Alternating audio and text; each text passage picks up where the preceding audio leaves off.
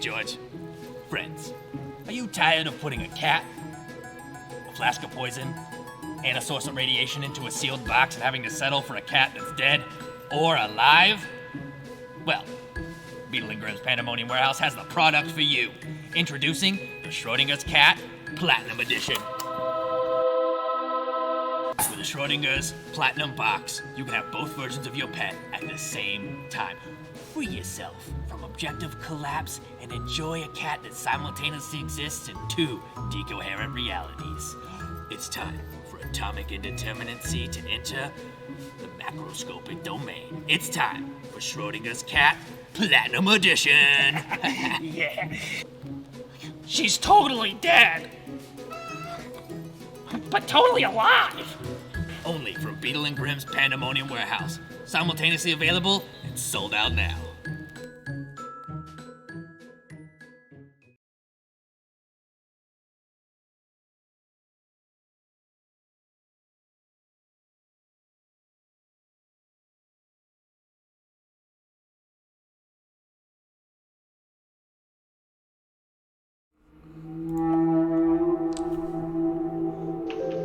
Right, well, hello everyone, and welcome to the Mythic North of Sweden. We'll be diving into all that shortly, but for now, hello everyone, my name is Elle, and welcome to Band of Badgers, where today we'll be taking our first dive into the weird and wonderful world of VAESEN. Our story is called King Hunt, and you are watching episode 0 today, called Thursday's Rendezvous. Of course, I won't just be doing this by myself, that would be silly. I am joined by my wonderful cast of players today. Say hi, players. Hi, players. Oh. Hello. Because each of you are arranged on the screen a little differently to how viewers are seeing you, we're going to go around the screen as to how I see you, and you're all going to tell us a little bit about yourselves, who you are in the real lives. So, who are you, and where can people find you on the internet? Holly. Hi, I'm Holly. I am Holly. I'm a she, her, and you can find me on YouTube doing little animatic videos and speed paintings that I do occasionally update and try to update on a regular basis, and that's YouTube, and you look for In the Air, and I will do a quick post in the chat so you can see how that is spelled. Right. There we go. Fabulous. Thank you, Holly. And Stacey. Hi, I'm Ree. I'm just here being my normal creepy self. Excellent, excellent. And Seb? Hi there.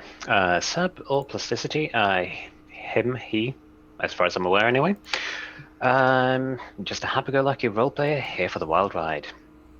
Standard. And Joe? Yeah, Joe, him, he as well. And you've probably seen me on Badgers quite a bit. I run Tomb of Annihilation on a Friday. Tomb of Annihilation, that all became one word then. I don't know what that was, but yeah. Fabulous. All right. And once again, I'm Elle. Pronouns are he, they, and you can find me at Good and Chaotic in various places around the internet. I'm really predictable. I'm the same everywhere. It's real boring. As always, special thanks to our supporters, especially Beetle and Grimm's and the wonderful Free League, the publisher behind VAESEN. I am so hyped for their support. It's just been swell, and yeah, I don't know. Feel real happy about it.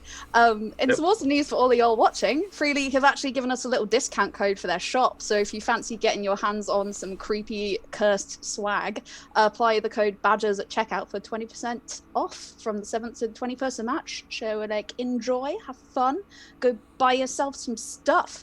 There will be a giveaway during the break at about 10:30, so don't go anywhere. But in the meantime, I think that's about it. Are we ready to jump into the Mythic North? Yeah. Best will ever be. Yeah. Yeah. Okay. All right. Okay. I can work with that. I can work with yeah. Sure. Okay. So, let's get into it. It is a Swedish autumn day in 1858, and times they are a-changing. Over the past few decades, the world has seen the advent of many wonders. Scientific breakthroughs, archaeological discovery, photography, industry, fashion, all of it marching forward to the beat of an unstoppable war drum of progress. People move to the city to chase dreams of a better future. Some even find it. But many more don't. As rural areas disappear, paved over for factories or left completely abandoned, the VAESEN that live there grow restless. Abandoned, confused, scared, angry, these creatures begin to turn on the people that once performed the rites and traditions that fed them and kept them alive and sated. Normal people can't see VAESEN. They can feel their effects, the raking claw, the unnerving mist, the giggle in the night when you're supposedly alone. But you're not normal, are you? Since a traumatic incident that exposed you to the world in horrifying fashion, you have all been given this dope-ass t-shirt and the ability to see these creatures. You are of the sight. You are Thursday's children. Your ability prompted you to seek out others like you, and the result of this was that you found out about the Society, a centuries-old academic explorers club that hunted and tracked VAESEN. It was a noble band, clever, dedicated folk, and then the troubles began. When the VAESEN got more violent, the amount of these clever, dedicated folk meeting sticky ends rose dramatically. It all culminated into 3 tragic events. First of which was the troll attack and fire at Society stronghold of Ulo Castle, causing a massacre of which 3 people survived. The second was the leader, Carl Linnaeus, who had managed to become extremely famous due to his published work on VAESEN, something that much of the Society disagree with vehemently, called together a meeting. He declared that he no longer had the sight and that he would be leaving. After this meeting, the Society went on, but Carl Linnaeus had left, and Society's members kept disappearing, supposedly killed in action. The third and final tragedy was the final nail in the coffin, the fire of Castle Gillenkreutz in Uppsala, the last standing Society headquarters. When that went down, the Society collapsed. This brave club of clever people faded into the ether, supposedly swallowed by history. As possessors of the site, and being the curious, clever sorts that you were all looking into this society, this group of folk that all seem to disappear at once. You've been following curious rumours that perhaps they're not as gone as they seem. Perhaps they're out there somewhere. During your investigations, a newspaper ad caught your eye, advertising the sale of Castle Gillenkreutz by the Fyrus River in Uppsala, that once tragic headquarters. It is being sold by Miss Linnea Elfklint. You got in contact with the address given, and through an exchange of letters and telegrams, met the agent working on behalf of Miss Elfklint, D.I. Thaddeus Knight. He insisted that you call him Teddy. Teddy explained that Miss Elfklint is getting rid of the castle for free to the right people. It'll be a shared ownership situation, as it's a big place. So Teddy has been gathering people who... Bless you, Stacey. Gathering people who answer to the ad into groups. He will be the newest of one such group. He does warn you that every other group so far has been unsuccessful. Although the castle is going for free, Miss Linnea Elfklint will only give the deeds and the keys up once she has met the group herself, and will only give the deeds to Thursday's children. You reckon you've got a fair shot. You all agreed, with various degrees of enthusiasm, to meet Teddy today at the Verktig Cafe by the Uppsala Asylum. He will reserve table 5 for you and the others in your group, and you will meet there at 10 o'clock in the morning on Thursday the 9th of September. You have each had a couple of days to prepare for the meeting. So, we'll bring it in to our lovely group of adventurers. Father Emmerich Pavel. How did you arrive in Uppsala? Who are you? What do you look like? And how have you prepared for today? I would have probably travelled in by horse and cart or some other sort of means that would befit a priest. And I would have probably spent my time in the local church, taking communion and talking to the poor. And I'm okay. I'm good, thank you. All right. So, where did you go when you entered Uppsala? Where have you been staying? Where I've been staying, I would have stayed, in a local church. Local church. Yeah. Mm-hmm. All right. I imagine you arrived fairly on time for this meeting. You seem like a punctual individual. Yes. Yeah, I would have done. Quite right. Okay. And Dr. Aniki, Anki, sorry. How did you prepare for this meeting? Who are you? What do you look like? Let's tell us a little more about yourself. Anki is a relatively small woman with dark blonde hair with the odd greying patch arranged into a neat, low-pleated bun. I've never ever seen without two things: a set of fine gloves and a rather large leather doctor's bag. I arrived, I would say, a few days ago, coming in off the river, and I have been staying with a friend of an uncle of a cousin of my belated husband. All right. Esther. Okay. Tell us a little more about yourself. Who are you? What do you look like? Where have you been staying? You're muted, Holly. Awesome. I'm good at this. I understand how this works. So I am Esther. I am a young woman that has recently sort of come of age and exploring the world. And she's about 5'5", fairly slim, average-looking young woman, brown hair, grey eyes. Just sort of has a look of like, I want to explore everything and understand everything. And she walked into town, but she got some lifts, like she's been hitching rides and, being adventurous and exploring the world. And she walks and she has a small yappy little dog with her called Tova that does not shut up and is vaguely trained. Definitely not pulling on real experiences. Yeah, you might see Tova in the background on occasion of this very stream, so keep an eye out.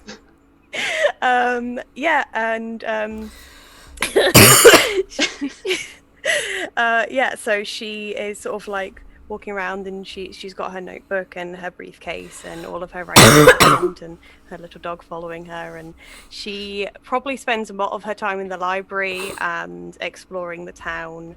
And I think she's probably staying at a local bed and breakfast or something along those lines. Okay, great. And Ingrid, how about yourself? So, Ingrid has walked here. From no matter where she was in the Nordic wastes, Ingrid has walked here. Ingrid does not know the meaning of the word hairbrush or personal glooming. Glooming. They're all the same thing. She's far more interested in what holds this universe together, the very fabric of the trees knotting into the earth, the mushrooms that grow and spread their spores around, the lights, the deer that eat the things that die. She's been essentially drawn here. She knows this meeting exists, and she's made her way here on her bare feet. And she'd have probably spent most of the last week outside Uppsala, living amongst the woodlands, waiting for this moment.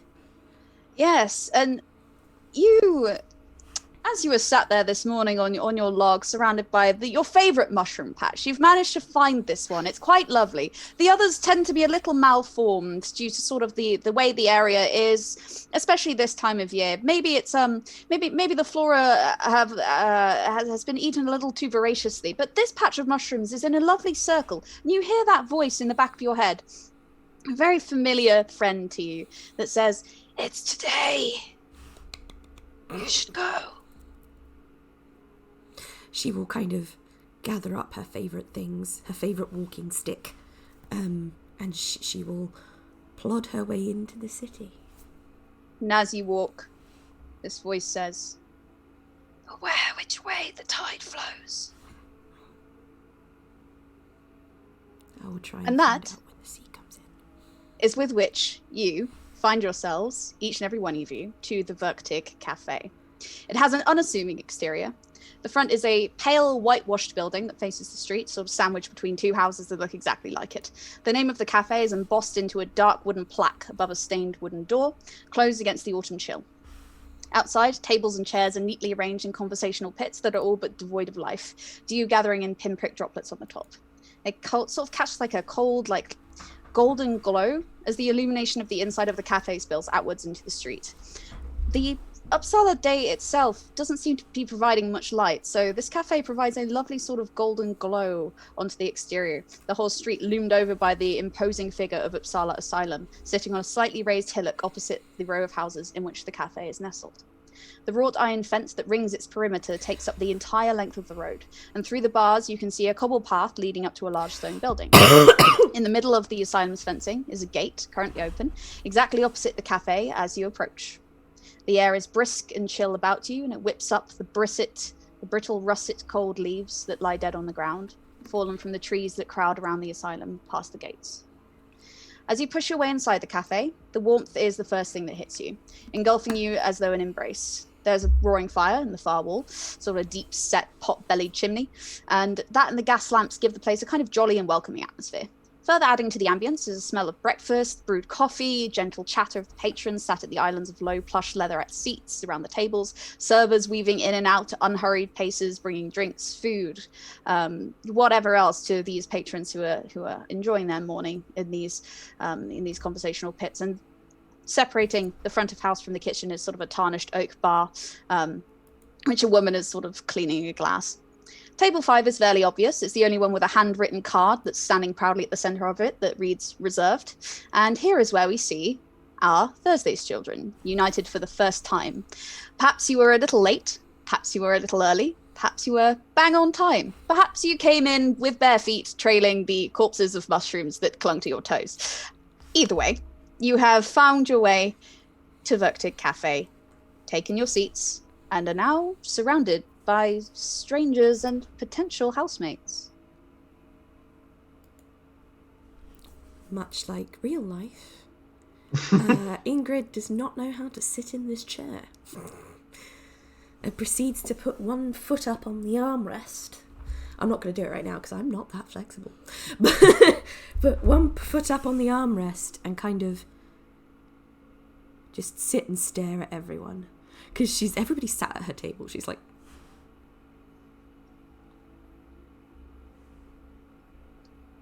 Hi! hi.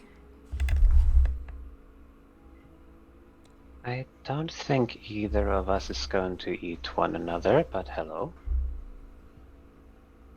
You do realise that it's uncouth to sit that way, my dear. Oh, you're one of them. And that voice in the back of your mind says, he definitely is. Do you walk in the forest today? I think you've trailed a fair amount of mud. I look down at the ground.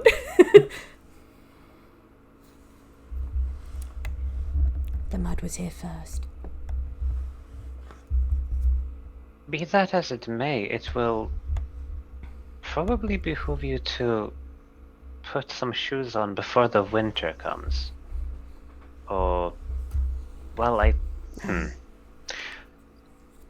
don't think that I would like to, if it is that we will be spending time in each other's close proximity, to start imagining different ways to sew off your feet to save them from the gangrene.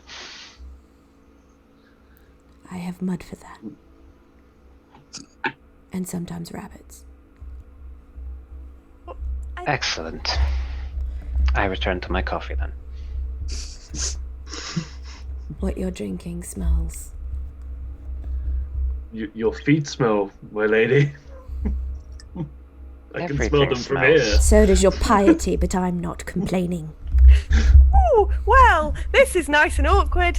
Let's, I'm going to go and get a cup of tea, and I walk away. Yep.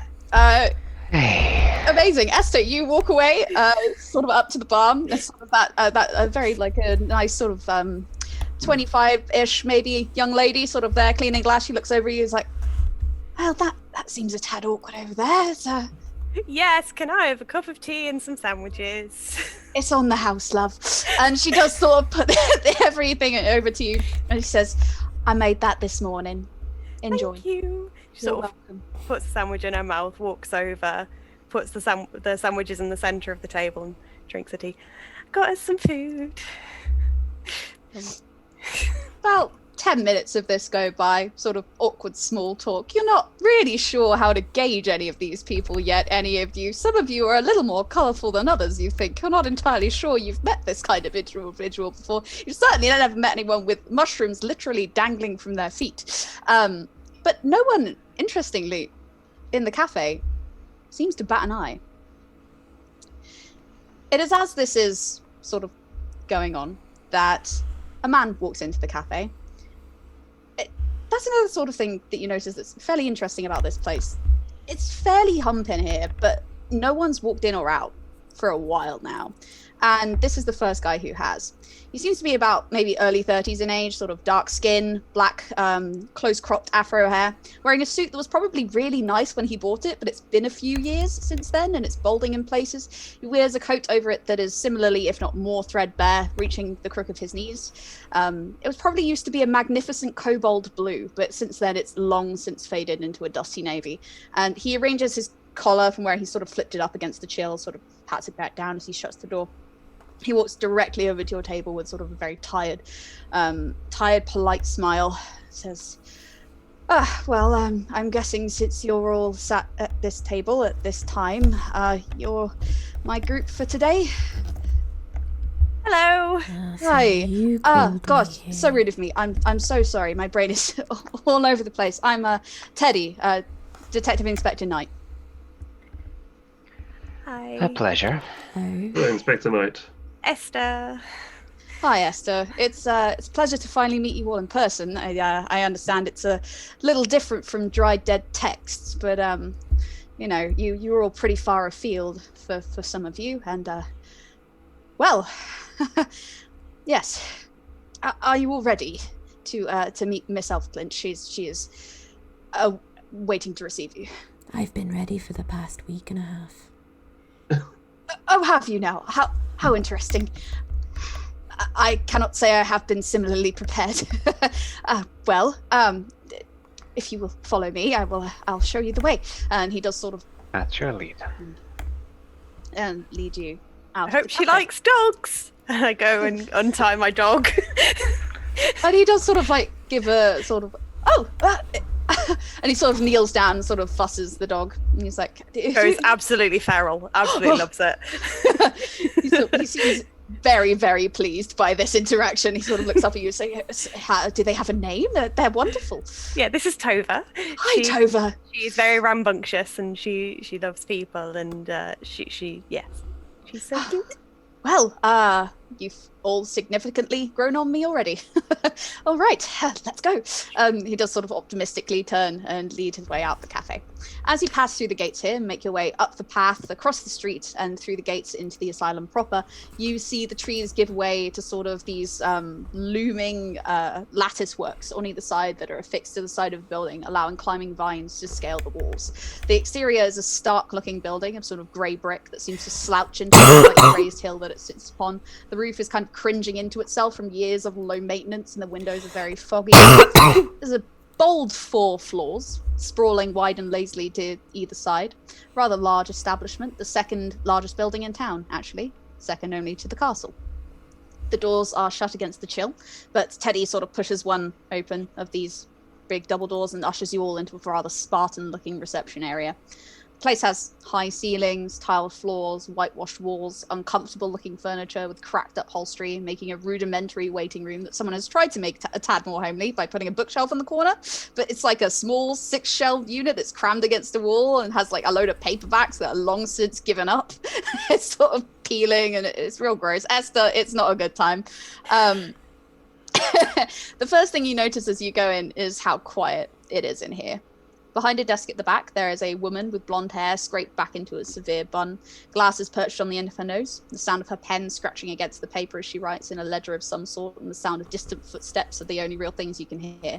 And as you walk in, she sort of looks up, looks at Teddy for a long moment, and just nods at him, ushers you on through without a second glance. It's clear she's seen him, and many people like you, a few times before. With no further ado, Teddy leads you down one of the hallways away from the waiting room, sort of sounds of low voices and a distant lark-like singing can be heard winding its way through the corridors as you are let in by a security guard past a locked gate into the asylum proper. You wind past corridors of rooms, some social areas, clearly private, some shut doors, lockable from the outside, of course. And as you go up and up and up, you reach the uppermost floor. Up here, it's maybe some sort of renovated attic, but when you step inside, it feels like an entirely different place to the rest of the asylum. Teddy pushes open a wooden door that seems like almost more that of a modest apartment than it does an institution, and lets you into a congenial interior. Although dark, with wooden struts keeping the place up and letting in natural light only through a couple of skylights, the gas lights held within frosted lamps peppering the room brighten it up quite nicely. It's clearly an apartment. You're in some sort of parlor room, and you can see doors leading off of it to a bedroom, bathroom, kitchen. The room you're in is cluttered but cozy, and the walls are all but invisible behind rows of bookshelves crammed tight with knowledge. Sort of thick Peruvian rug on the floor by the far wall, roaring fireplace. Arranged in the ring before the fire are 2 armchairs and a long sofa around a low table. All old-looking furniture, but very well maintained. On one of the tables is a chessboard set out with a half-finished game. And in one of the armchairs is a woman. She seems to be maybe late 60s, perhaps, and is curled up in the armchair with a book in her hands as you walk in. She smiles at Teddy before she stands and sort of tucks the book under one arm. Wearing a simple grey dress of thick cotton, she has long grey hair that's coiffed up into a bun to reveal sharp features and an aquiline nose. She's got a rosary hanging from her neck. And Teddy ushers you all in, shuts the door behind you. As this woman stands, gestures for you all to sit, says, "Well, welcome, new people. My name is Miss Linnea Elfclint. I see you have already met Teddy." Yes, hello. Hello. Hi. Who is this? This is Tova. Hello, Tova. It is a pleasure. Okay. Tova immediately jumps up at them. She has no control. Just Sort of does like pat them gently. And just like, well, they're very friendly. If you would all please take a seat. I sit in the biggest chair that's available. I see. That is interesting choice. A good choice, though. I actually got that one from Germany maybe 5 years ago. It is very comfy, is it not? It smells German. Where's the dog? muted. It smells German. Oh, I see. Well, I am sure we can get all into that later. But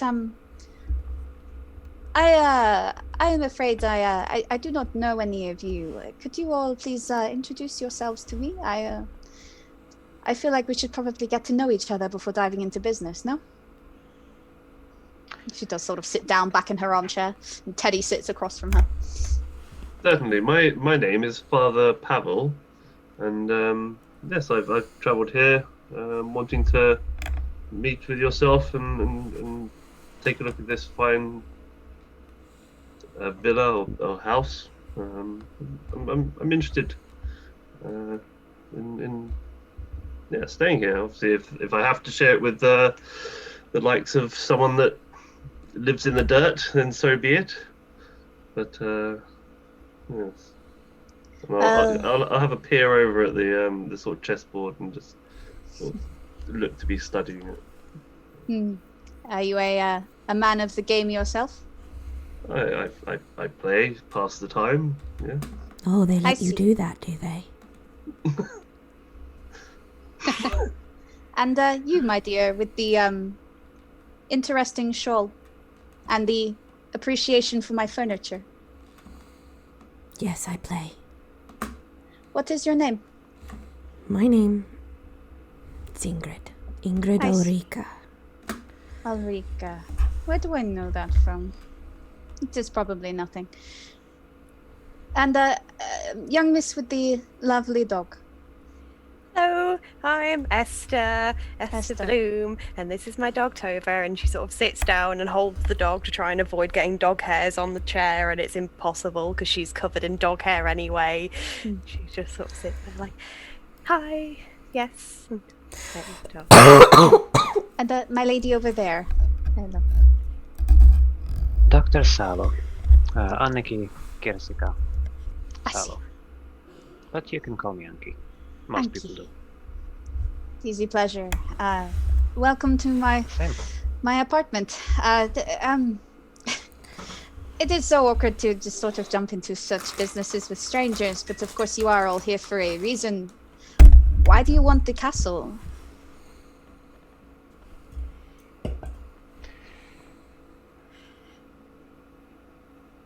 I don't have a lot of money right now, and it's free.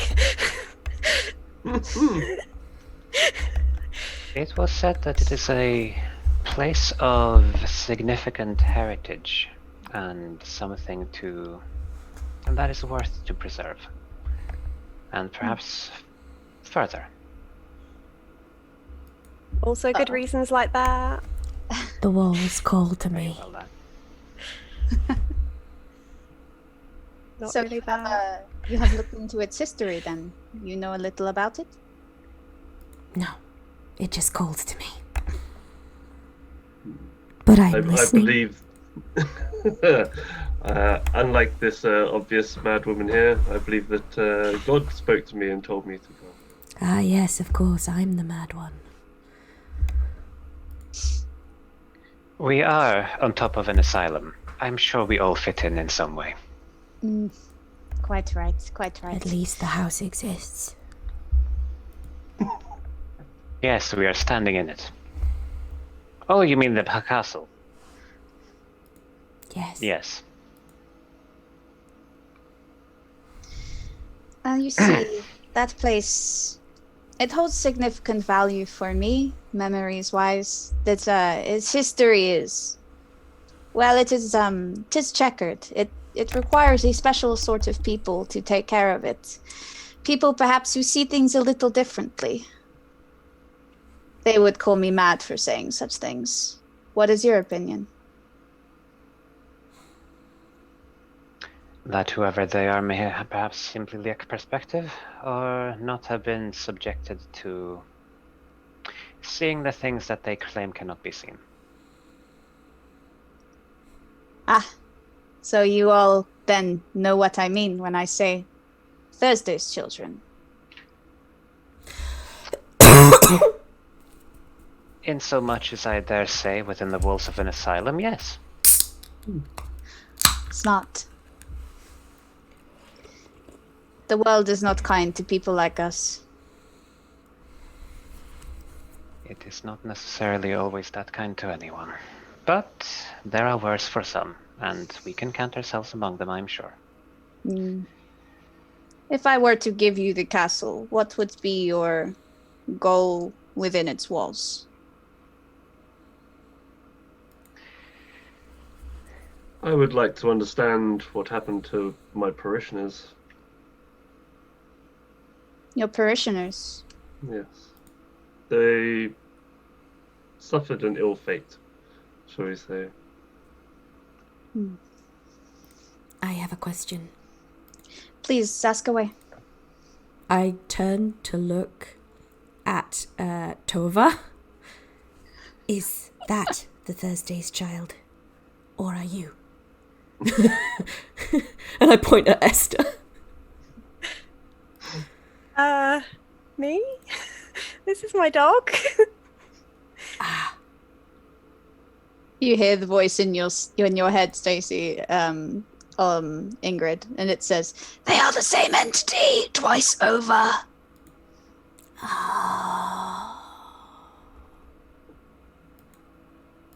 Ingrid just leaves it at that and is just staring at you intently with a very long, drawn-out...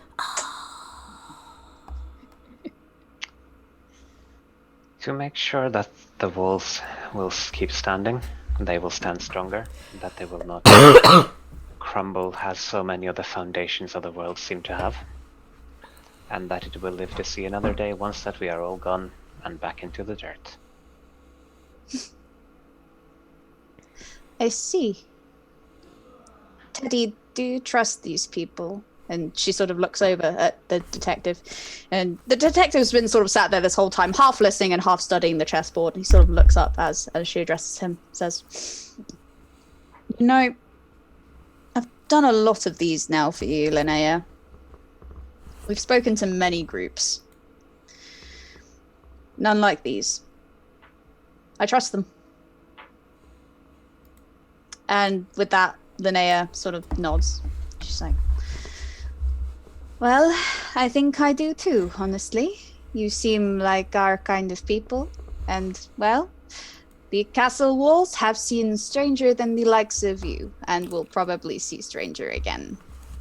Especially if you are to do as you say, and as you promise. I will be, of course, watching with great enthusiasm to see where it goes. But, if you have any additional concerns, feel free to come and visit. I'm always here. They don't really let me leave, so and with that she sort of digs around sort of in a side bag by her chair and brings out some what looks like a leather-bound ledger and some keys, a very thick sort of steel ring of them. Sort of hands them to the nearest person, which I'm gonna say is Anki. Sort of hands them to you, Anki. That is the deeds. You are feel free to sign them as you see fit. The castle is then under all of your names, and the keys will let you into whatever you see is worth your time there. I would say that you may find certain doors will not be opened with a key. Certain doors in that place require a little more persuasion.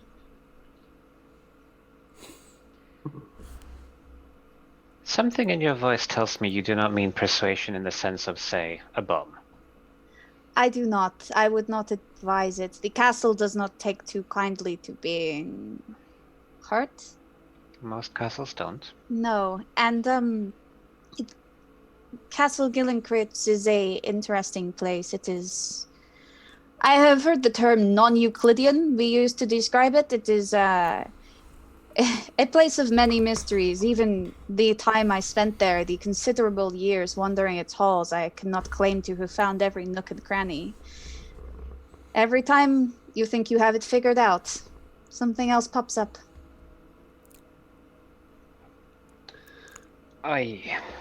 That sounds very promising. Do not take it as a bad thing, my good doctor. Take it as an opportunity. Perhaps a challenge, yes. Perhaps something to be wary of, yes. But not something to innately mistrust.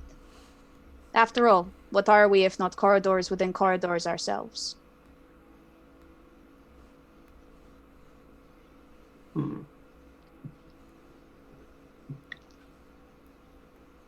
Anki will ultimately resist questioning this decision and just put keys and deed in an applicable pocket with a nice little button on it. All right. Well, does anybody have any more questions? I will let you get on. If not, I assume you have a lot of work to do. Just one, actually.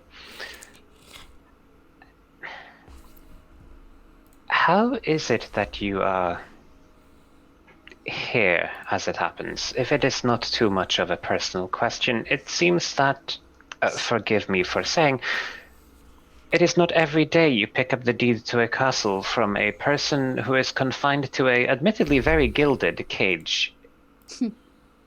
Yes, You it can't is. just ask someone why they're here. It is quite all right. I would assume that one such as yourselves would have such questions. Yeah, you are, after all here being curious minds, are you not? No, I admitted myself, actually, to this place. I find the outside world, since the fire, the outside world is cruel and brutal. And my mind cannot any longer comprehend it as it once did. I am no longer of any use outside of this place, and therefore I find it better to remain inside my mind. So I built my mind around me, and she sort of gestures at all the books. So, in a way, you could say that it is not you who are here for being mad, but for the world being it. Yes. Funny how things work out, is it not? Sometimes. Hopefully more times. Are Yes. we done pressing the lady on her brain? There is one more She's thing. not on an operating table. She's in a chair answering questions that she said we could ask. Same thing. Oh, very much not. I have not my blades out. There is one more thing I will tell you before you go. The castle does actually have a steward, an Algot Frisk. He was there when I was a girl too. He is a older gentleman, and he might already be there when you get there. I'm not sure. His work hours kind of tend to vary, but he does remain at the castle from what I know. So if you see something moving around and you're not sure what it is, it might be him. But given the castle, it might also be something else. Correct. It might have think been I'm you. starting to understand. Not yet, but it would be. It might be. It might be and it might be not, and I imagine that we'll find out. It might just be Tova. She looks down at the dog with massive intensity, like... At this point, the dog will have escaped Esther's hands and is sort of staring at you with its paws on your legs, just looking up at you with tail like wagging 1,000 miles a minute. Fine, you can come too. But get rid of that collar, you look ridiculous.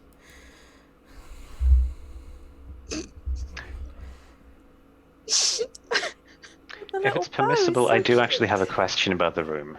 Go for it. With regards to the chessboard. Yeah. Who's winning? Who's winning? Black is actually winning. Ah.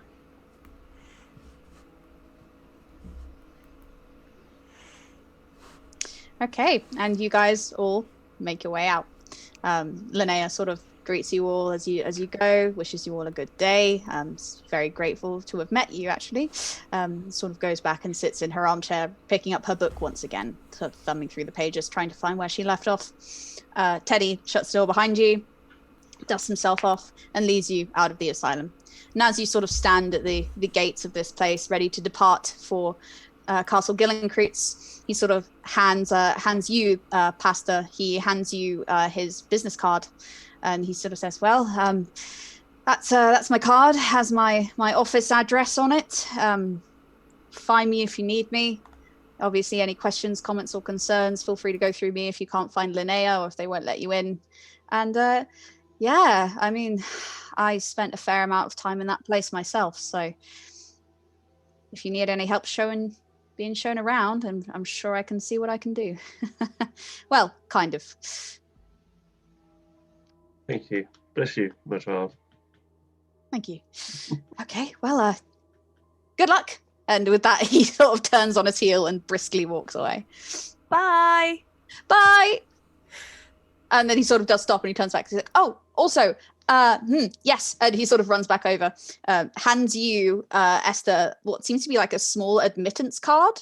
He hands you that and he says, now, don't tell anyone, but I had a spare admittance for the university library, and I found it in my office, and I honestly don't have anyone else to give it to, and I thought you might appreciate it. So, yes. You're welcome. Use it well. And he does sort of turn around and run off. She again. gives him a hug before he leaves. Oh. Just like, thank you! It sort of pats you on the back awkwardly and gives you a hug and sort of says, well, pleasure to meet you all. Good night. Good day. Whatever it is. Bye. And turns around and wanders off. I have a library card.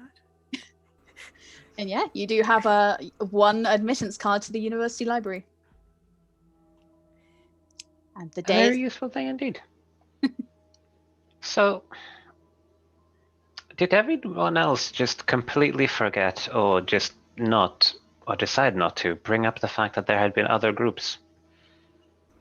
I didn't. Looks to the other assembled individuals for a moment before starting to walk towards the castle. I did not know. Nor did I get. It would appear that they were not chosen, and therefore were not as blessed as us. Wonderful. Does Tova have an opinion on the matter? They seem to be the wisest among us anyway. She's currently chasing her tail. Very fitting, I have seen enough.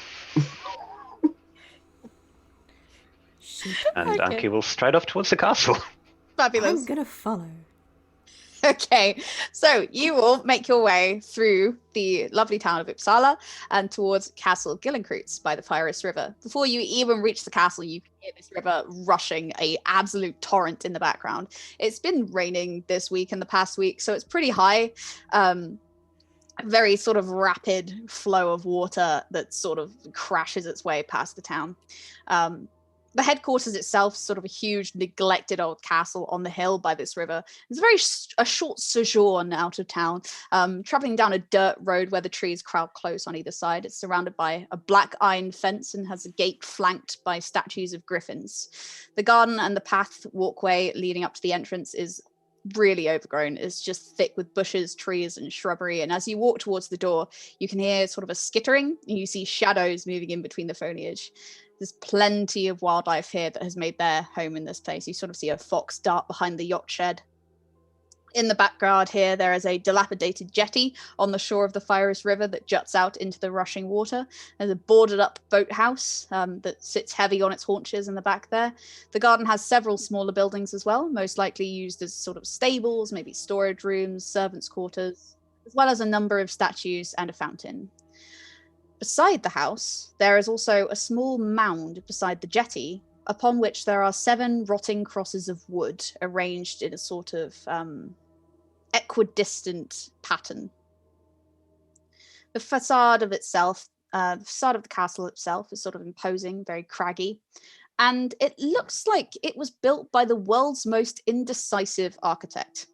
Whoever built this place apparently didn't know where to stop. It is a mishmash of several different buildings, each with their own roofs, chimneys, and spires, all crammed together as though crowding for warmth. The exterior is decorated with monstrous gargoyles and some parapets and bastilles and spires, and at least some of it has some uniformity in that it is consistently 3 stories, with several towers and sort of ventilation points that suggest an underground area of some sort, perhaps a basement. Castle Gillenkreutz has stood vacant for many years, and that much is clearly obvious. However, as you approach, you can see that the front door is ajar, and the lock and chain have been discarded to one side. What would you like to do? Announce to the world that this layout is going to give me a headache. And approach. All right. Trying to see whether or not well, obviously there's some sort of signs of not necessarily entry but opening, but to see whether or not this has been some sort of forced entry or whatever. Okay. Has this been unlocked? Because I do have a key that I can check if it fits. Right. If you would like to check for forced entry, please give me a logic and let's say first roll. Let's say investigation, logic investigation roll. Take as many d6s as equal to your pool and tell me how many 6s you get. So if I remember this correctly, it is attribute plus skill. Correct. Okay, that is a 5 plus 1, so 6 d6s. Discard the loaded die as promised.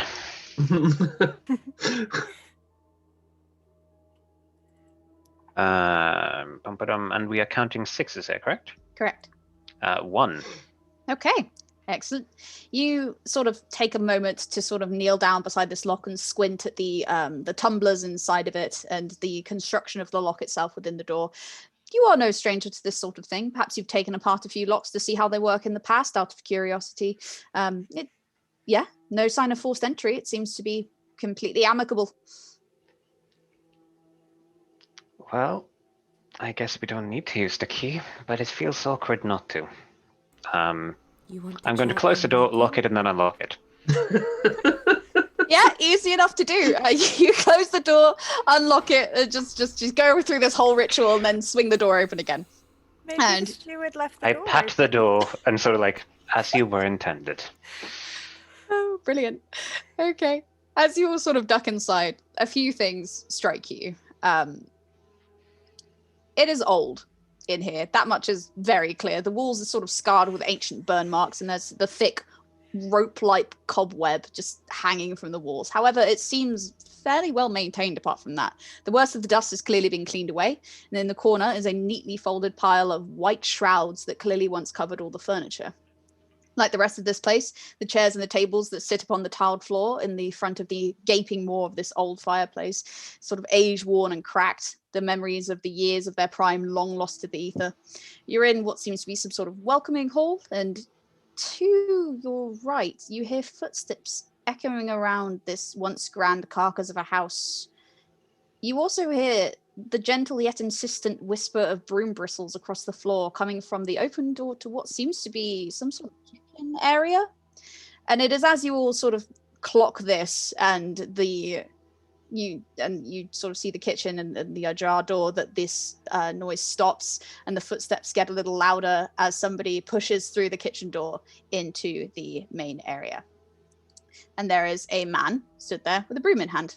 He's a very tall, sort of heavy-set gentleman, graying hair, broad features, prominent nose, dressed in thickly woven practical fabric, and has a jolly smile on his face with a red flush in his cheeks that seem a little incongruous with his stern grey eyes. Sort of around his neck is a very odd amulet. This is one of the first things you notice about him, really. It's a pendant of shimmering green jade held within carved ivory on a thick silver chain. And as he sort of approaches, he leans the broom up against the wall, turns to you and says, "Ah, hello there. Are you here for the tour?" Yes. I love Herr tours. Frisk, I presume? Correct. Correct, young mistress. Then what Miss Ingrid said? Yes, we are. Tour. I see. Tour is I good. see. This is have you from whence have you came? It's very rare we get visitors here. We own this now. This is ours. I see. Well, where are my manners? Algot Frisk, I am the steward here. It is a pleasure to meet you. Who are each of you? Was not expecting this. I am Ingrid. Ingrid Ulrika. Hello, Ingrid. And then we have Tova, and Tova's human. We have Hi, I'm somebody Esther. that I don't care about. And then there's a doctor. Yes. Father Pavel Frisk. Nice to meet you. He's not the doctor. No, that would be me. Salo. Anki Kirisikans. But you can call me Anki. Or Doctor if you prefer. It has a nice ring to it as well. Well, all right. Okay. Welcome to Castle Gillincroots. This is so rare that well, I was not expecting Linnea to hand over the deeds. She's had them for so long. But welcome. And he does sort of lead you around. And you begin to make your way around the interior of Castle Gillincroots. If you could all please, let's have you make a group roll here to see what you nice. find. Who has the highest out of all of you in, let's say, logic? I have 4. Four? Four. Okay. 5. There you I have a Ah. 3. go. Okay. So is it the pastor who is the no, Doctor the has doctor. 5. Draw between The doctor. Oh, the doctor has 5. Yeah. The doctor has 5? Okay. Let's say then for you, logic investigation, and add a dice for each of the current players, because in VAESEN, aided rolls, you get 1 dice for every player who is in the scene. So that would be Nice. your pool plus 3. I am sorry, running I out of can't die count. here, No, yeah. so in that case, I'm just going to do this on the Roll20 roller, I think, No worries. because I only have so many physical die. Not a problem. Okay, so 5 plus 1 plus number of players, not including myself or including myself? Not including yourself. So it is your pool plus 3. 96. Yeah, that's what we're talking about. Get it. That's a good roll. Let's roll them virtual bones. All the ones. And actually scroll down to see the result. Not a single 6. Oh, no. Now, here's the fun bit of Oh, This is VAESEN. a statistical In- anomaly. In VAESEN, you can in fact choose to succeed anyway on a failed roll, but you will gain a condition because of it. So I will make you a bit of a devil's bargain if you wish to succeed. The most lovely Yes. mechanic in any role-playing system, in my opinion. I'm willing to hear you out.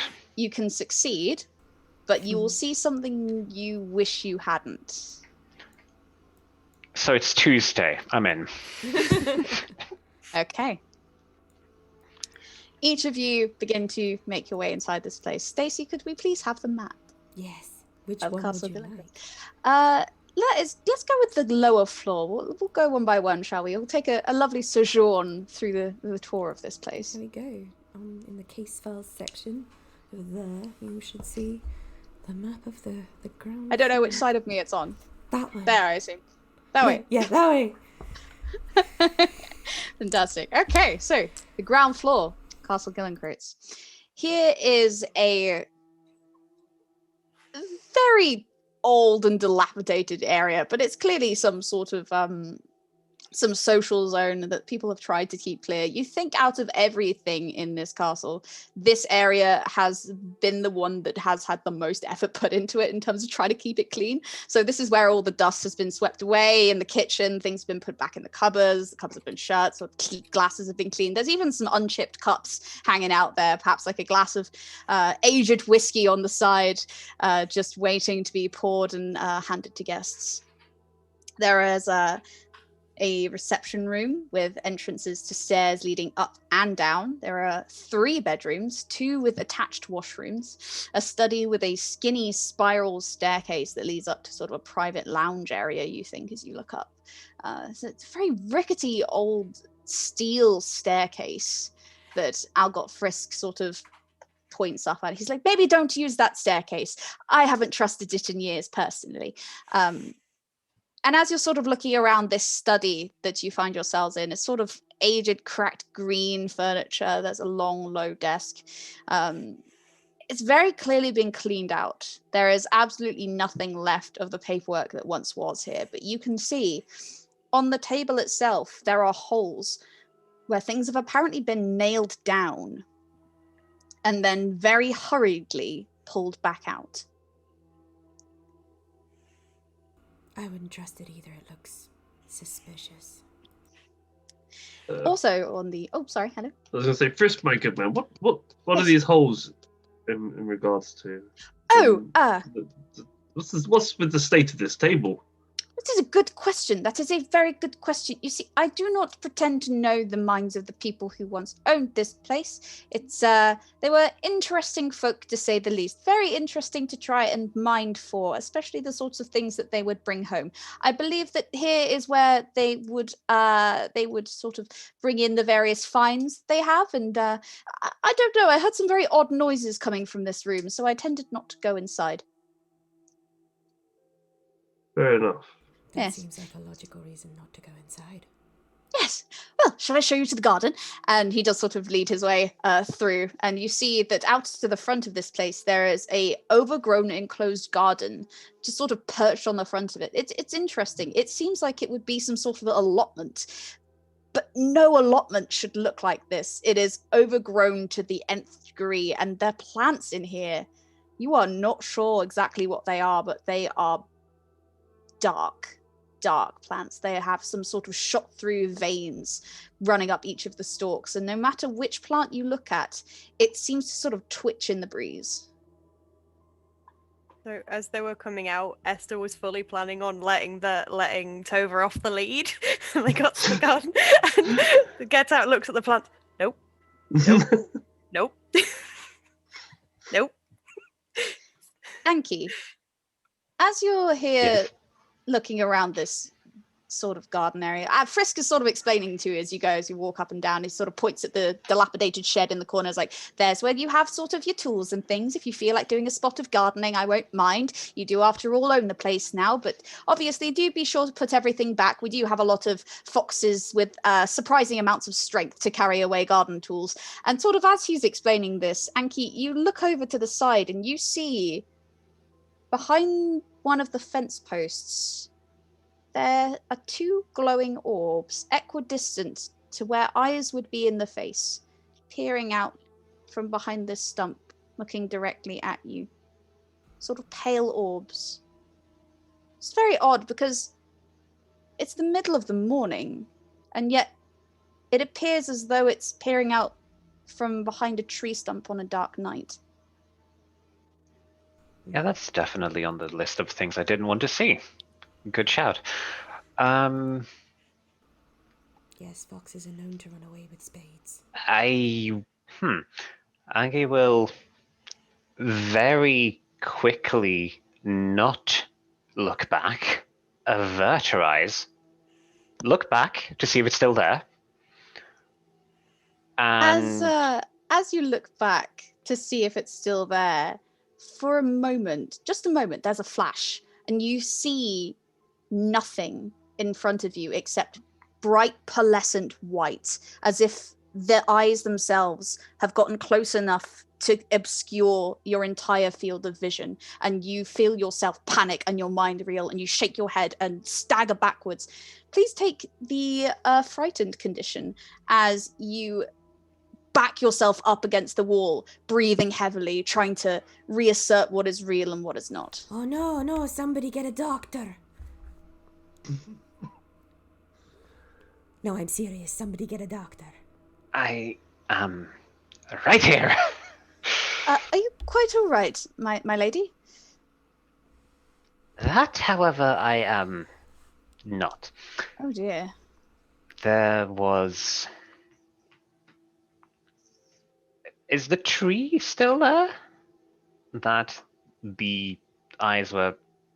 But it's no longer a tree at night and staring eyes, just a normal stump. I don't suppose any of these abnormally strong foxes have eyes of glowing ember and the size of a man. No, not at all, Or in usually. this case, the size of a doctor.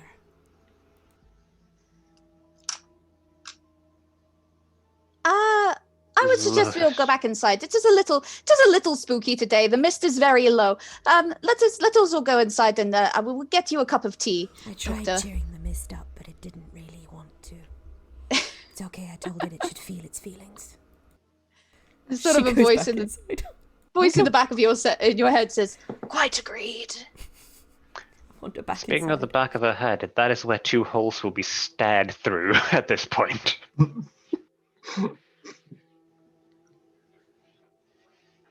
Oh, But dear. yes.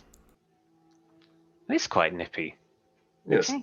Autumn in Uppsala. is. It's cold. It is a Ugh. brisk morning, absolutely.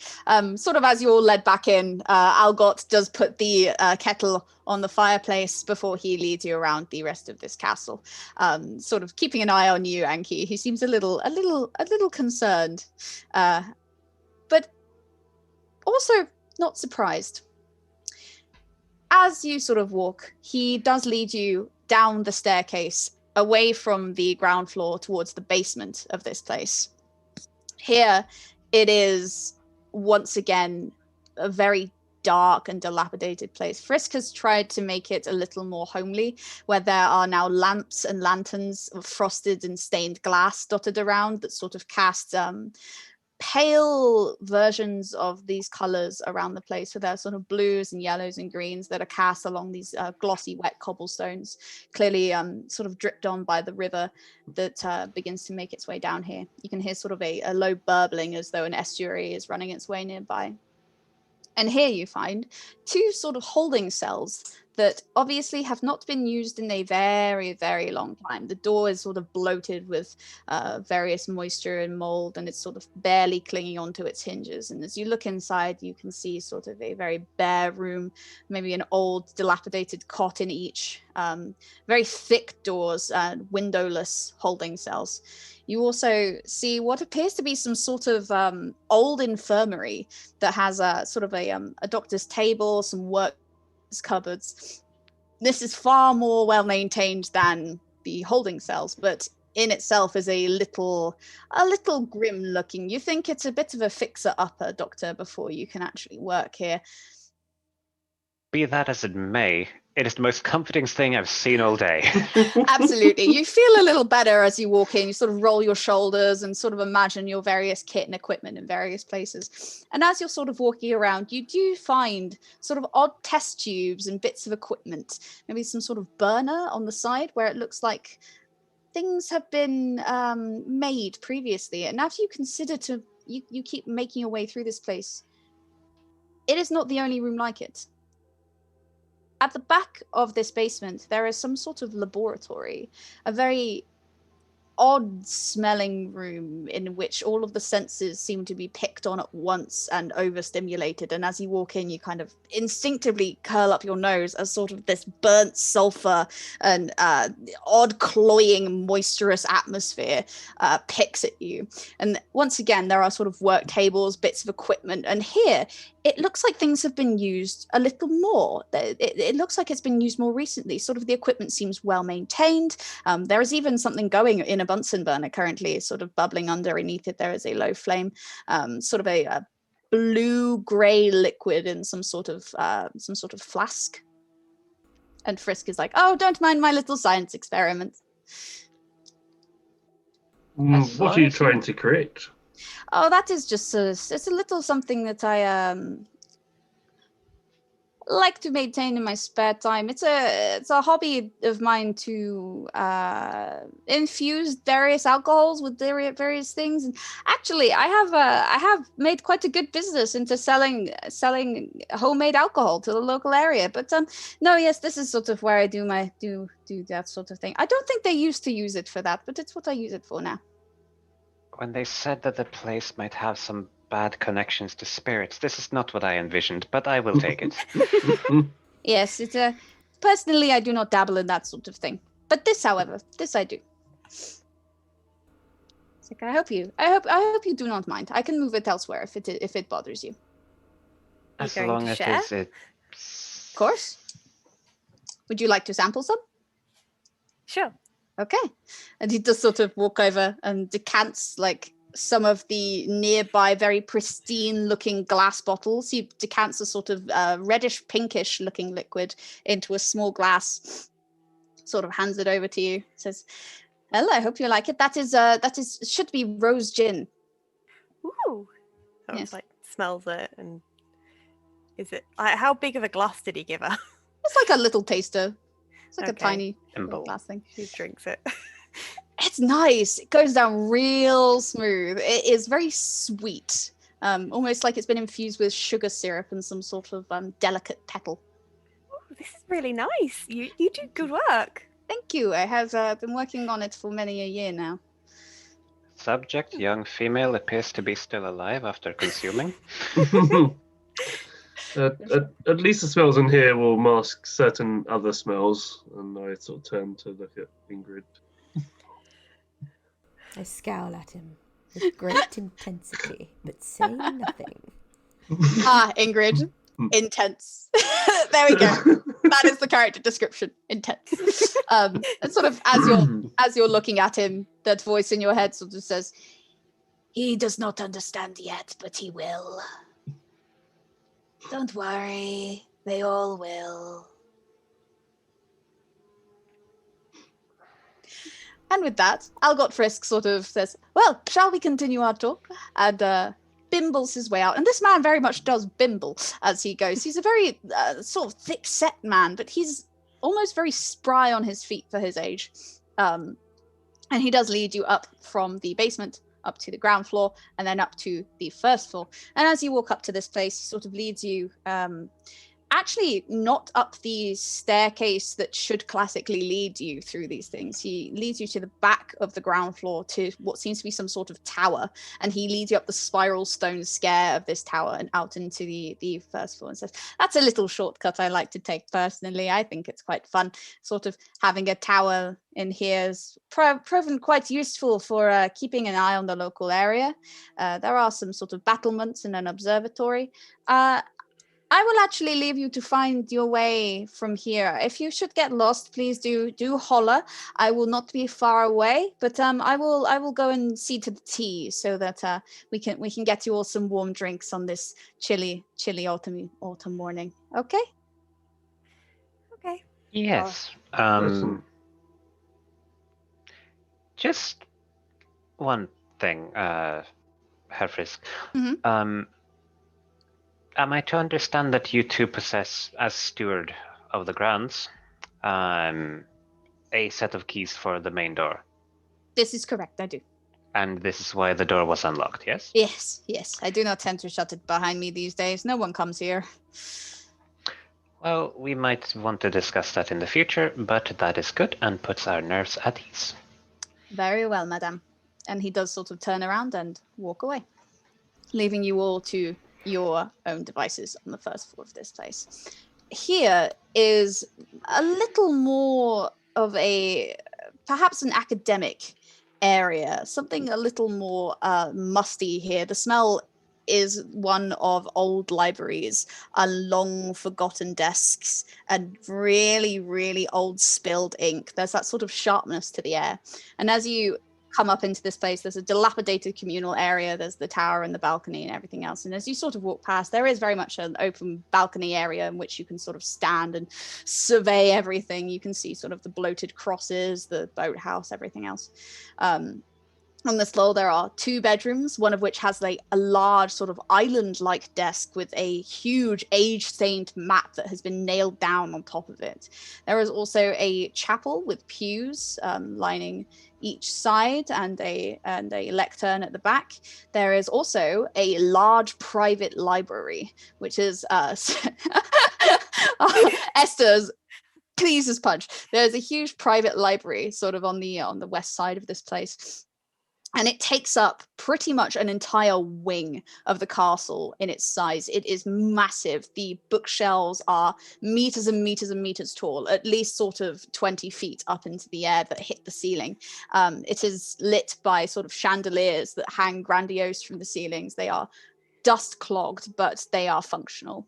And there is in the middle of this room, there are islands of desks where clearly people can sit down and read and work at the tables. And there is also a globe at the back of the room that is in some sort of casing that allows one to spin it, showing the axis of the world all carved and very elaborate. I spin it. You spin it? Okay. You, you watch as Ingrid very hurriedly makes her way over to the globe and just gives it a yoink, and it very much spins on its axis, sort of making a unearthly groaning noise as it does so, like a dying man in church. Just absolutely horrendous. Just to double check, you said there was an extra bedroom. There was a bedroom near the library.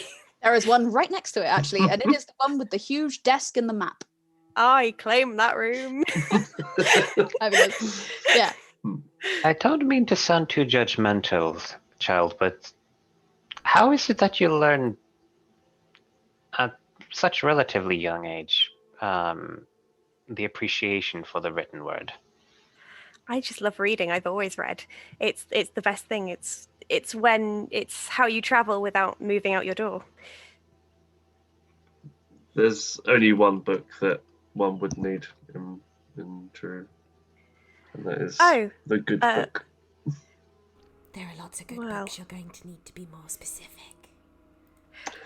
This good book, my dear, and I'll hold up the Bible. Oh, I thought you meant a book of maps. Yes. No. Well, that would also track, yes. But lots of books can take you many places. Well, Esther, I do not wish to detain you, but I do have a suggestion if you would be open to hear it. And that is if you could check to see if this library is anything in terms of better condition than most of the things we have found. I do so love the word dilapidated, but I do not appreciate it for the book. I will take some time and try and inventory the books and see if there's anything we can save and if there's anything we cannot. Hey, what is your highest skill? I believe it is logic, isn't it? Or empathy? Me? Yes. Empathy, yeah. Empathy. I think for this, I will allow you to use empathy because you're sort of using your innate love of these. your passion to sort through these things. You know, you've done this a million times before, and the science of it is second nature to you. It is simply the feeling and the emotion that you can put behind your work that gives it the vigor you need to succeed. So I will give you a logic test, and let's pair it. That was the word I was looking test. for.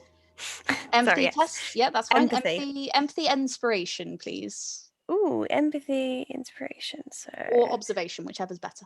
okay, so 5, and then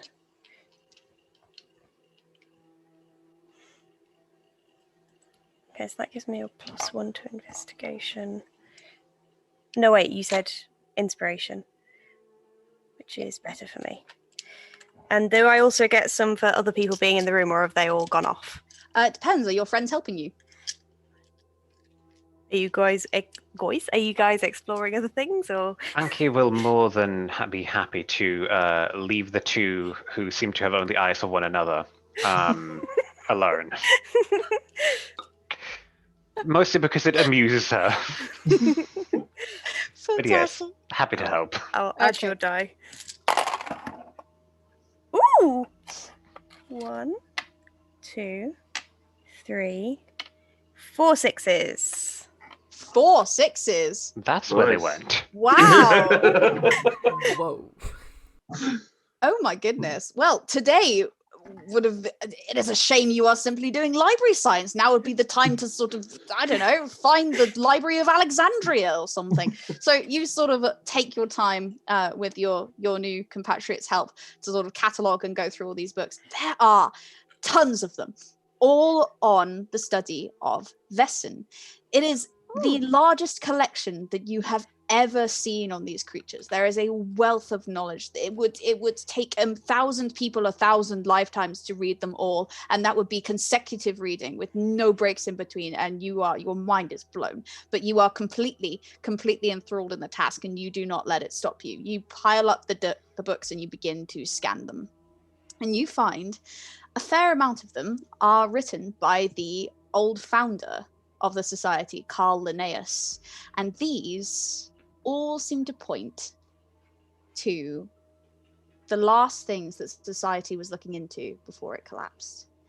These things seem to look into more. As you go, you see that the tone of the books here seems to shift. The initial days of the society, the initial few 50 to 100 years, is simply about categorizing these things. It is simply about sort of seeing what they do and what they are, and maybe what you can do about it, the banishing rituals. But the latter years, especially the last 10 to 20, get aggressive and competitive and far more focused on destruction. You do notice that as you go on, the language becomes a little less about the appeasement and the study of VAESEN, and a little more about how to thwart them.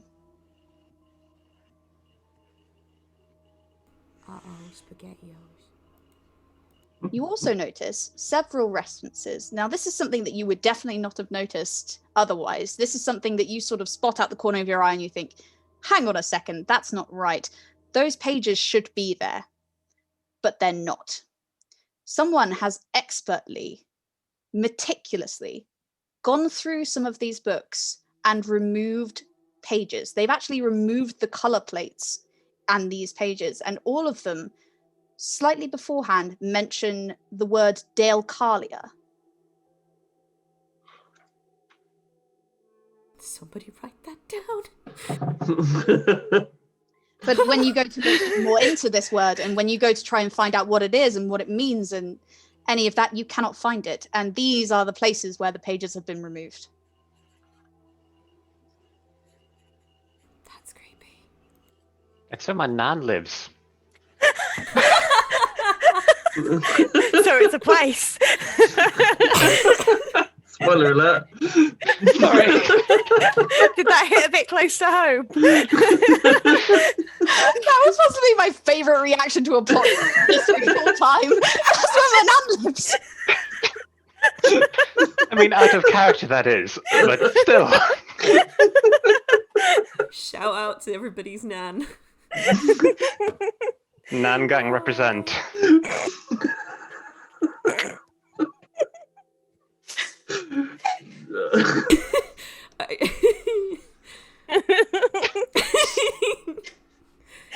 Perhaps now's a good time. We'll call a break and come back when we finish laughing about Seb's Nan. Should we? Yeah, okay.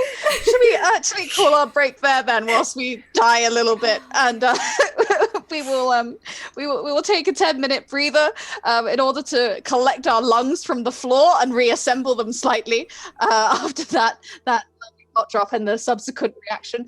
We'll be back in 10 minutes for, of course, our continuation of this saga of exploration of Castle Gillincroots, and also a giveaway from our friends at Free League. We will be giving away one free copy of the VAESEN core rulebook. So stick around if you want that in your inbox, and also just like more of our faces on your screen. So yeah, Huzzah. doodle pips. See you guys in a bit. Oodles and doodles. Hi! Welcome to the Beetle and Grimm's Pandemonium Warehouse Shopping Network. Shipping Goblin Bob here is going to tell you all about our new Platinum Edition.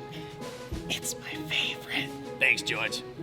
Friends, are you tired of putting a cat, a flask of poison, and a source of radiation into a sealed box and having to settle for a cat that's dead or alive?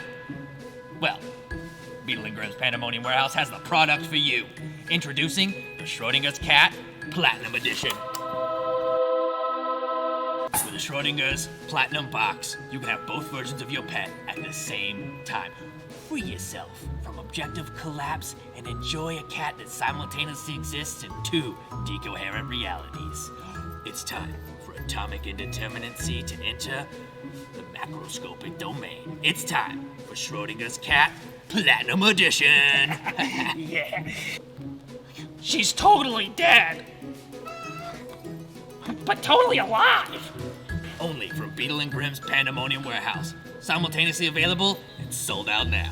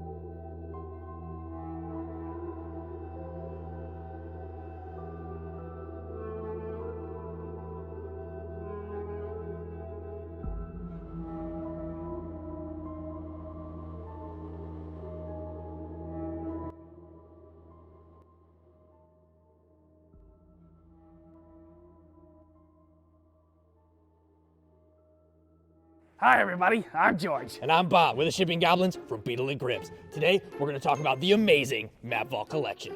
And with the Map Vault Collection, you get a bunch of gorgeous two-sided maps, all scaled for standard minis. Yeah, get yours now for the Map Vault Collection from Beetle and Grim, and all the players at your table will be revved up and hyper because the only thing they'll be able to say is...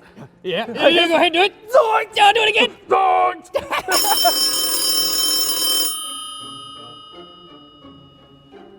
Hello? Who do you think you are? Yes, Mr. Lillard. You're just some common. Yes, sir. You can't just go off and use my It's your voice like thing. that. I have rights. Completely. We just thought... Wait, okay. I'm gonna take this right to the yes, sir. Beetle. Hey, Grim. Thank you, sir.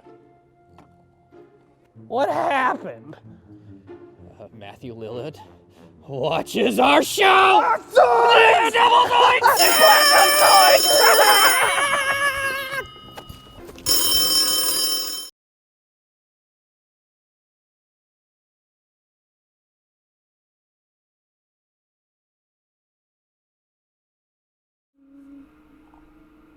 Go. Welcome back, everyone, to the Mythic North of VAESEN. We are taking a quick out-of-character break from the spooky to give away fun things and have a quick chat.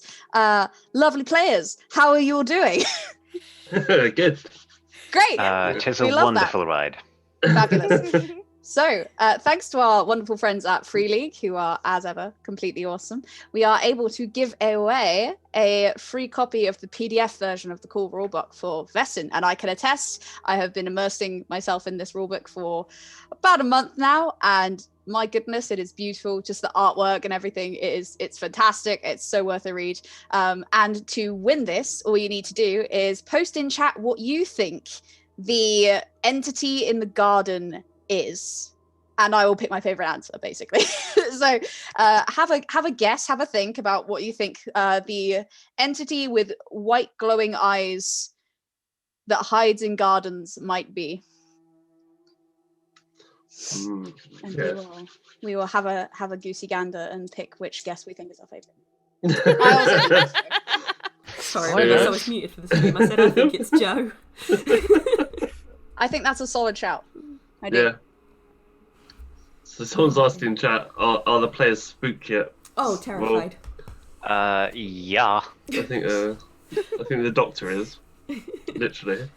Literally. Firefox is haunting me, and that's not just because of my browser. Oh dear. No. Yeah. I think my character's feet scare me more than anything. Like, there might actually be mushrooms growing in her toes. Okay, like seriously, the one thing that terrifies Anki more than whatever she just saw out in the garden is your hygiene. Or lack thereof. Yes. Nobody complains that you smell bad in the forest, okay? No, it's fine. It's just that we are going to have an in-character conversation at some point where she is going to ask, when you die, because you will die before I do, can I have your body for science? Because your feet are weird. Can I have your body for science because your feet are weird? Wow. Beautiful. Beautiful. She's an honest woman. We love that. So we've got Go on. the guesses so far are the dog, the spooky cat from next door, a vampire named Jacoby. I see you, Jerris. I see you. I called it Bahamut. Probably some spooky little ghost girl. An albino badger named Quinn with a pet weasel called Bob. Have you seen Bahamut's answer? No, where was Bahamut's answer? Definitely Nana in the garden. There it is. There it is. We said if anyone said the Nana, we had to go with that. So I've been called it.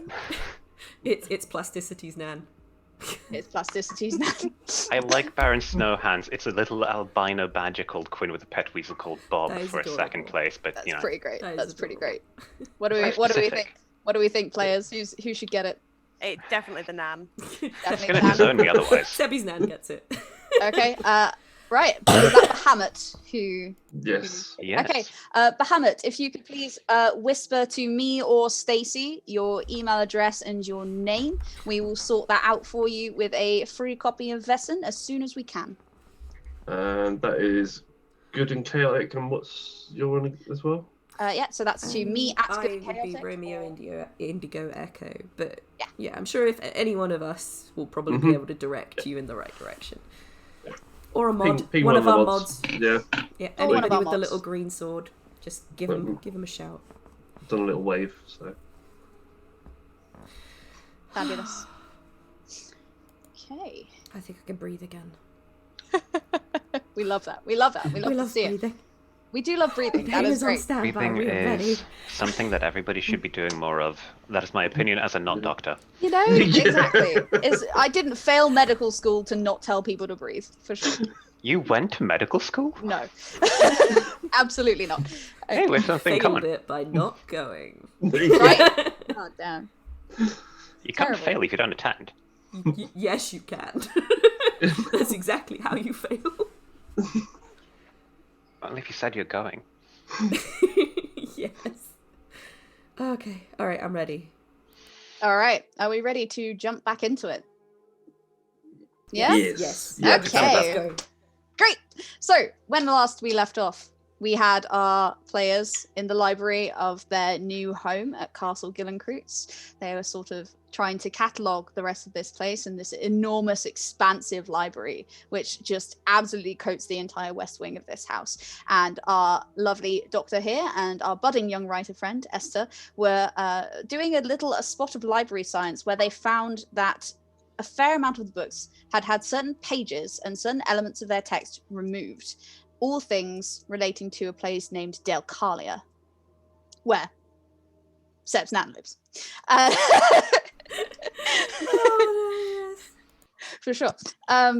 So as all of you sort of come to, Esther, you sort of put the book away on the back of this realization. What are the other two of you doing at this time? I'm probably glaring at him. I'm just every time she goes to spin the globe, I'm just sort of stopping it. Amazing. Okay. Sort of whir thunk, whir thunk, whir thunk. This becomes the background for your entire investigation. Oh yeah. Sort of as you look over though, you do notice that your steward was quite right. The rickety staircase from before is not only old and rickety, but it leads up to some sort of social area at the back of this library. There seems to be some sort of enclosed ring of dilapidated old chairs. And from where you are, my good man, my priest, you sort of like look around and you do see this sort of weird social area at the back here that seems to be closed off from the rest of the castle itself. You do also see as the door is ajar, but normally if you pull it to, it would almost disappear completely into the wall. Okay, I'll open the door further and sort of step into the room to investigate more. I will poke my head behind him, like. You have a look in here, and here seems to be more damaged than the rest of this floor. There are burn marks scarring the walls on every single side. The desk in the corner, in the side of this room that has been made way for by these islands of chairs is broken in the middle, shattered, and leans down into itself to almost dent the floorboards where it clearly impacted when it fell. And there is along the side a trickle of moisture and water where the rain has collected in the gutter and has begun spiraling its way down in sort of skinny finger-like rivulets down the side of the building. And it is very clear here that perhaps if this is not where the fire started, this is where it took the root the most. Okay. Can I investigate the table a bit more to see if I can figure out why it's sort of been I'll help pushed him. in? Of course you can. Begrudgingly. Okay, and you have help. Fantastic. Let's, for this roll, logic and investigation, please. So 6 and then +1 for Stacey's character, right? Yeah. Yep. Because she might as well be useful, 5. even if she can't stand you.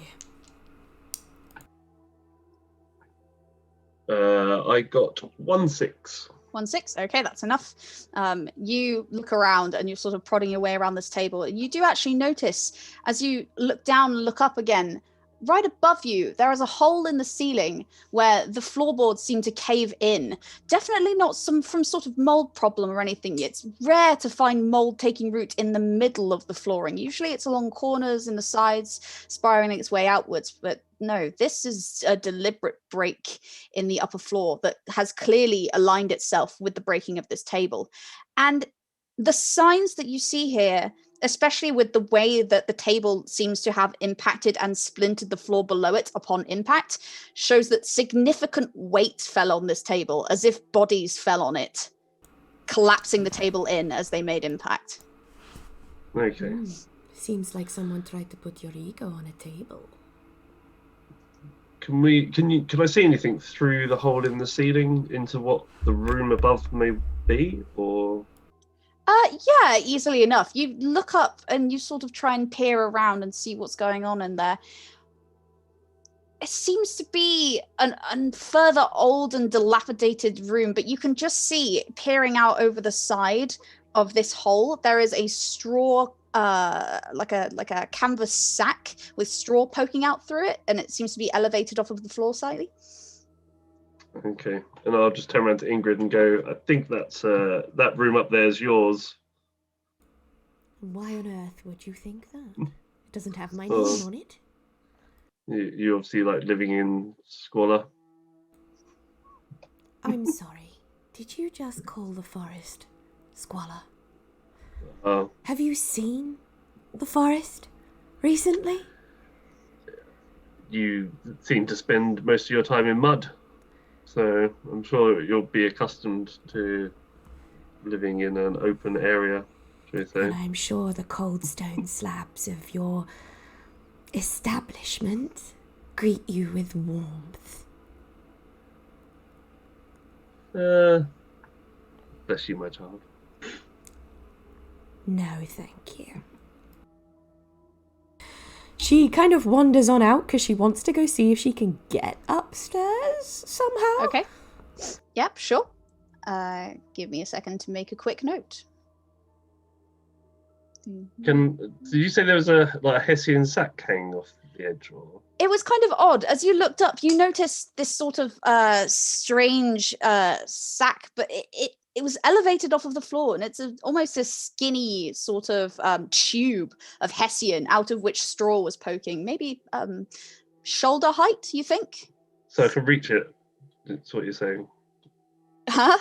Did you say I could reach it? No, it is on the Okay. upper floor, Right. elevated at a height from the floor. Yeah. Okay. Stacey, Ingrid, you walk out and you begin to try and find your way up. As you do so, you find a adjacent room, what appears to be some sort of armory. As you push the door open, the cobwebs cling onto the door and part as if they are being torn slowly and deliberately. There is almost a visceral tearing noise as they rip apart to allow you ingress into this room. And along the sides of the wall, there are weapons racks upon which there are sort of cracked, maybe shields. There are some sort of odd blunted weapons, some sort of strange knife at the back of the room held within some sort of stand on either side. It doesn't appear to be anchoring it in place at all, but it's very much holding it almost reverently in these gold gilded clawed little eagle feet on this oak stand. I do like shiny daggers. I'm gonna go and investigate it. Try and figure out what it is. All right. I'm gonna touch the thing! the thing. What would you like me to roll? Sorry. Logic investigation, please, Right. Ingrid. Okay, so I got 1 6 for the logic. I've only got 3 die. Oh, and another 6 for the investigation. So I got 2 6s. On a 2 dice. 6s? Yeah. Oh, Nice. you guys are crushing it today. Fantastic. I ate all the ones. I also rolled 2 1s, so it balanced.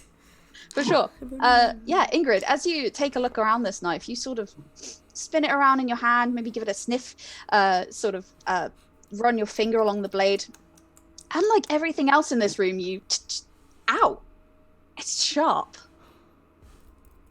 And not only that, it's a very odd material.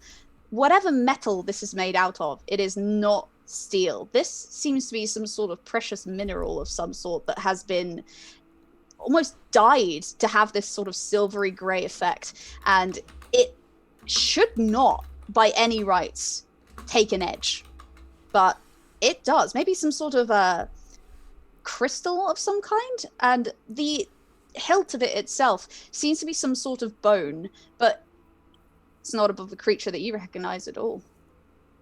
I take it with me. Okay. And I have added it to my equipment list as fancy knife. Fancy knife. And it is very fancy. As you sort of take a look at it, you sort of give it an appraisal as you go. I think this is probably more expensive than anything you've ever owned in your life. I care not for the money, but it's cute and I like it, so it's It coming is with indeed. me. It is pretty cute. You then sort of exit this room, tucking this blade into your belt. As you head out towards what seems to be some sort of staircase, there are to your left. There's some sort of door in the side of the wall that leads out into the night air.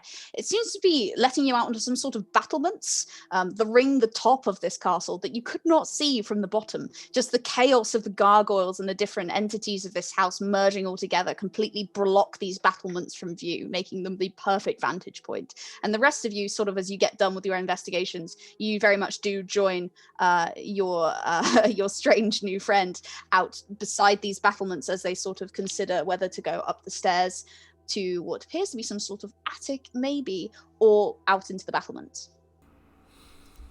Ah, fresh air.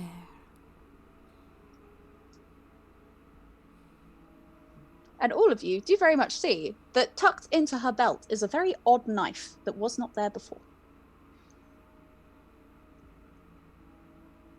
You know what I like most about forests? You can never walk Trees. through the same forest twice. They are always changing, be it their minds or their moods.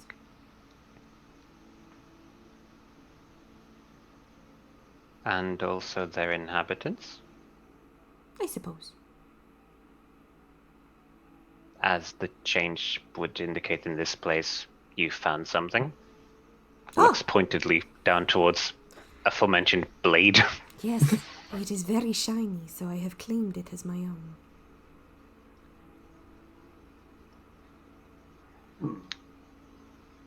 I'm unsure if you're the right person to be handling the sharp objects. Would you like to see my skill with the sharp object? Or shall we just let me have it? Not personally. Cool. You hear a voice in the back of your head, Ingrid, and it says, "Get him! Go on, do it! Do it! Test his metal!" Unfortunately, you are greatly disagreed with, but on this occasion... She doesn't say anything else, she just glares. Like, on this occasion... Boil sport! Well, in this particular time, it would probably behoove us not to start either stabbing one another, as honestly, I still have difficulty remembering all of your names. Hi, I'm Esther. Yes, Esther. Actually, yours is the one that has stuck. Probably because you like books, and that is easy and understandable. Yes. I have tried to find a way upstairs, and I have ended up outside and distracted. Yes. I noticed a strange object through a hole in the floor, floating in the air. Floating. I do not know how to get to the room, though, as of yet. So, When you say strange object in this vicinity, it is quantified and qualified by context, yes? I would say stranger than everything else that we've seen so far, apart from this individual with a sharp knife. I don't know, can't to you me, do it? you are the strange one. Sorry, Esther, please continue. I did not Sorry. mean to interrupt. No, it's fine. It's fine. I was just, why can't you get to it? It's on the floor above. Do we know a way to get through to that room, or are we? I assume there'll be stairs somewhere. Yeah, you sort of look around and sort of To your left, there is an entrance to the outside upon these battlements in which Ingrid is sort of the door open, leaning back against the stone of these things in the night air, just staring at you all. But very much across from her, there are a set of staircases, one leading down onto the floor below and one leading up. Well, Very observant, Esther. See, well, Father? there are many floors. You need to get to them somehow. Shall we go and investigate your strange floating object? Yes, certainly. Okay. I, for one, vote the person with a blade takes the point. I have 3. Good. Right. Well, off you go then. Okay. Ingrid of the 3 blades of unknown whereabouts, you take the point as you lead the way up the stairs towards the I lied. one of the uppermost floors. I of this lied. I only have 2. Oh, that's much more. That's far more comforting. Thank you. You exit onto the third story of this establishment, and you see that, like everywhere in this place, it is dilapidated. But this is the most neglected area that you have been in just yet. As you walk, you are sort of dodging odd bits of fallen rubble and debris that seems to have littered down from the ceiling above. And as you look around, the burn marks and scars along the floor are more pronounced here. You also see, as along the walls on occasion, there are dinks that have been cut out of the wall itself, as though something heavy slammed into them, knocking bits out of the wall. One of the walls themselves is slightly caved in, as though impacted by some sort of sudden and massive force. And Pastor, you very much dictate your friends to where you saw this strange floating object. And as you walk into this side room directly above the library, you see what appears to be some sort of training room. It is a huge, long, empty area of wooden slats and tall ceilings. At the very back of this room, there are 2 archery bosses, which have sort of straw-filled, fabric-covered stands ready to be shot at.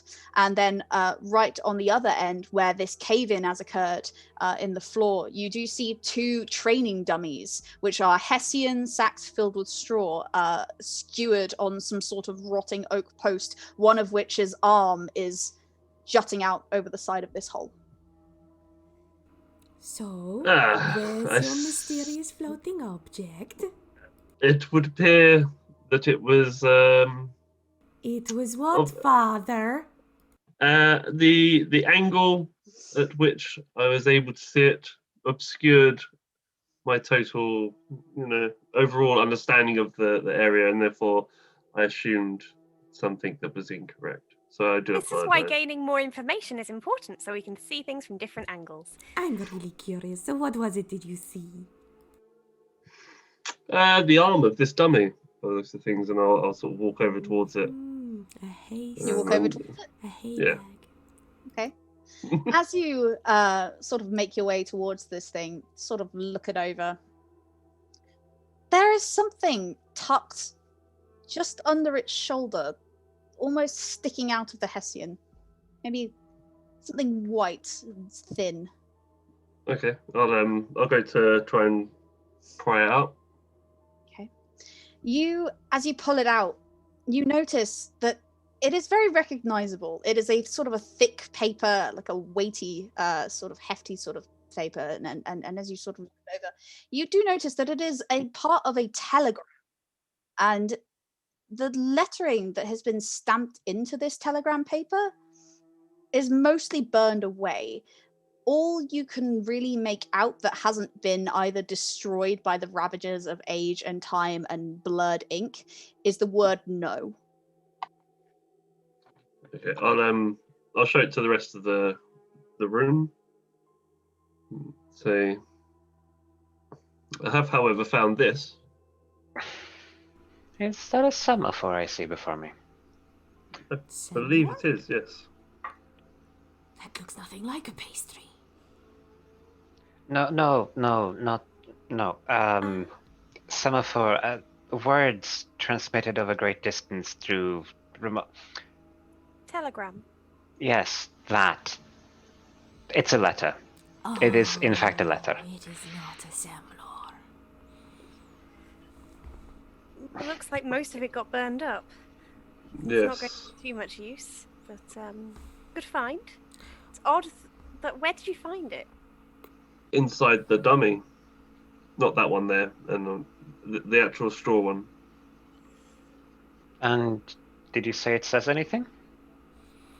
Just has the word no written on it. And I think we can rule out that the dummy simply voiced its disagreement over being stabbed. I'm gonna go and look at the dummy, and just to see if it does seem rather disgruntled about being stabbed. It seems ambivalent. Yeah. I don't think it cares.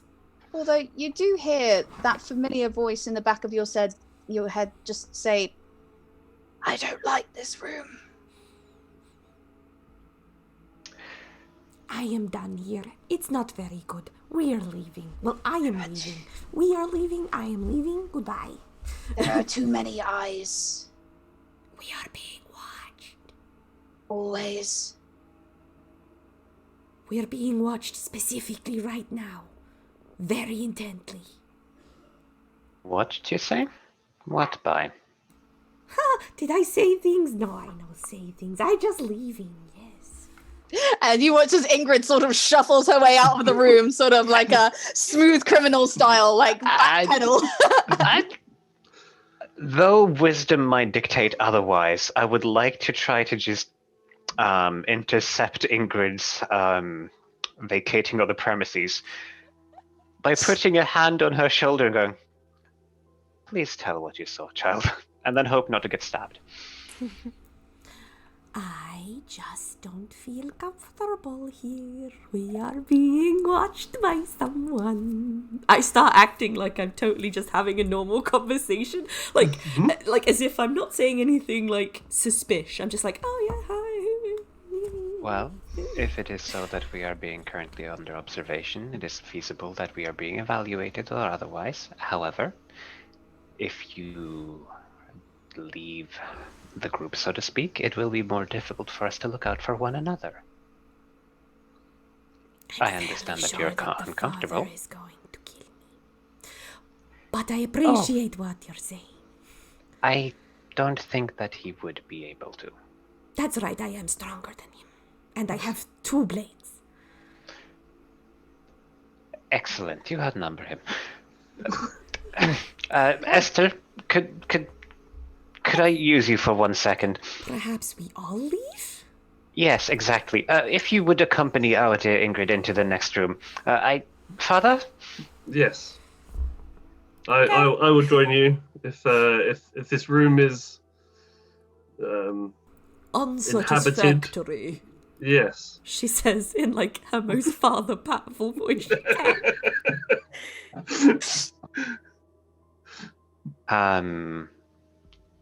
Okay, Ingrid, let's go.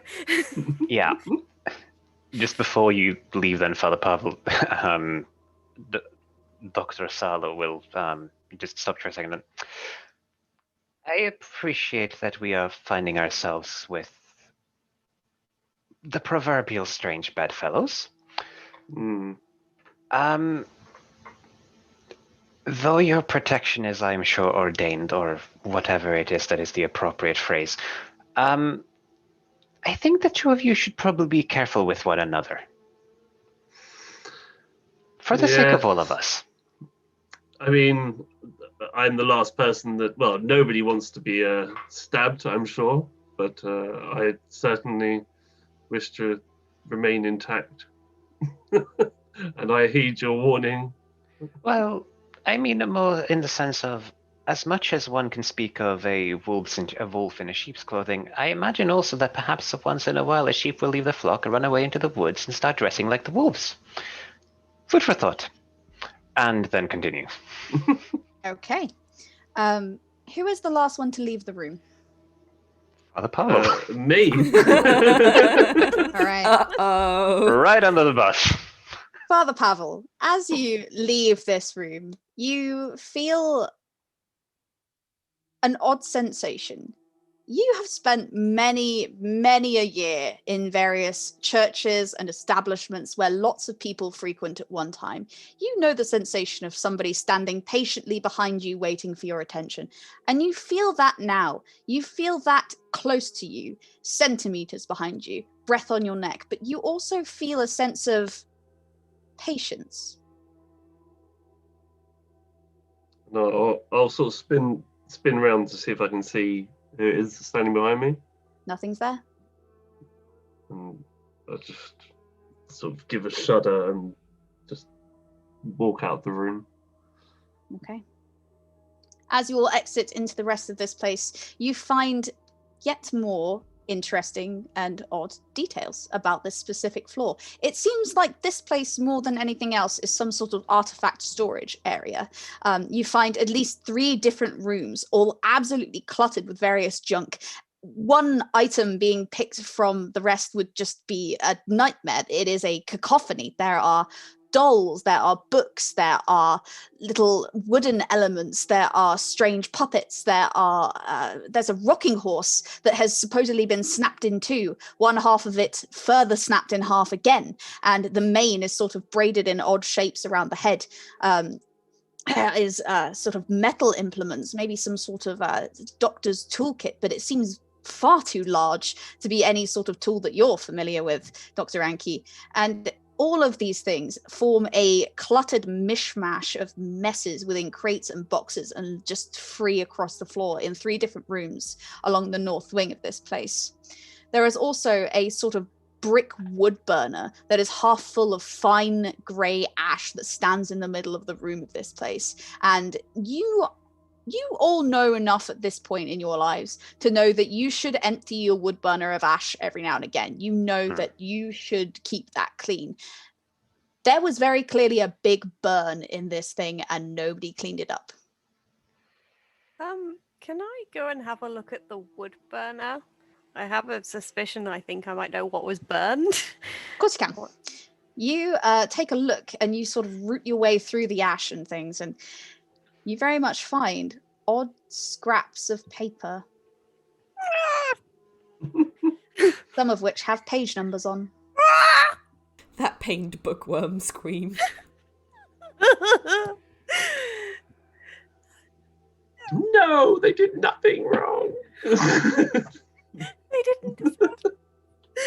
She sort of like takes out the little pieces, anything that she can salvage, and yeah, so she tries to rescue what she can. All right. You managed to get maybe some scraps. You managed to get perhaps a couple of words together, but whoever did this, they were very, very, very thorough. Anything that is at all legible is completely gone. You think that given some time, you maybe will be able to know which book sort of had each piece just from matching the typography of the letters, but that is going to take some time. I take the scraps and I put them into one of my journals and just sort of fold it in there. As you look around, there is one more room in this place. It is against the far wall. It stands completely alone in the corner, and it takes up almost a quarter of this floor. The door is very tightly shut.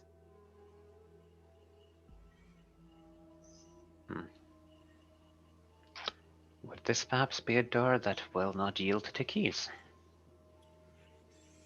Well, there's one way of finding out, for I have keys. Well, see if it's locked. This is why it is very good to have a refreshing and vigorous young mind with us today. Let's just see if it's unlocked. Okay, I try and open the door. All right. You try and unlock it. No, I try and open it. It's locked.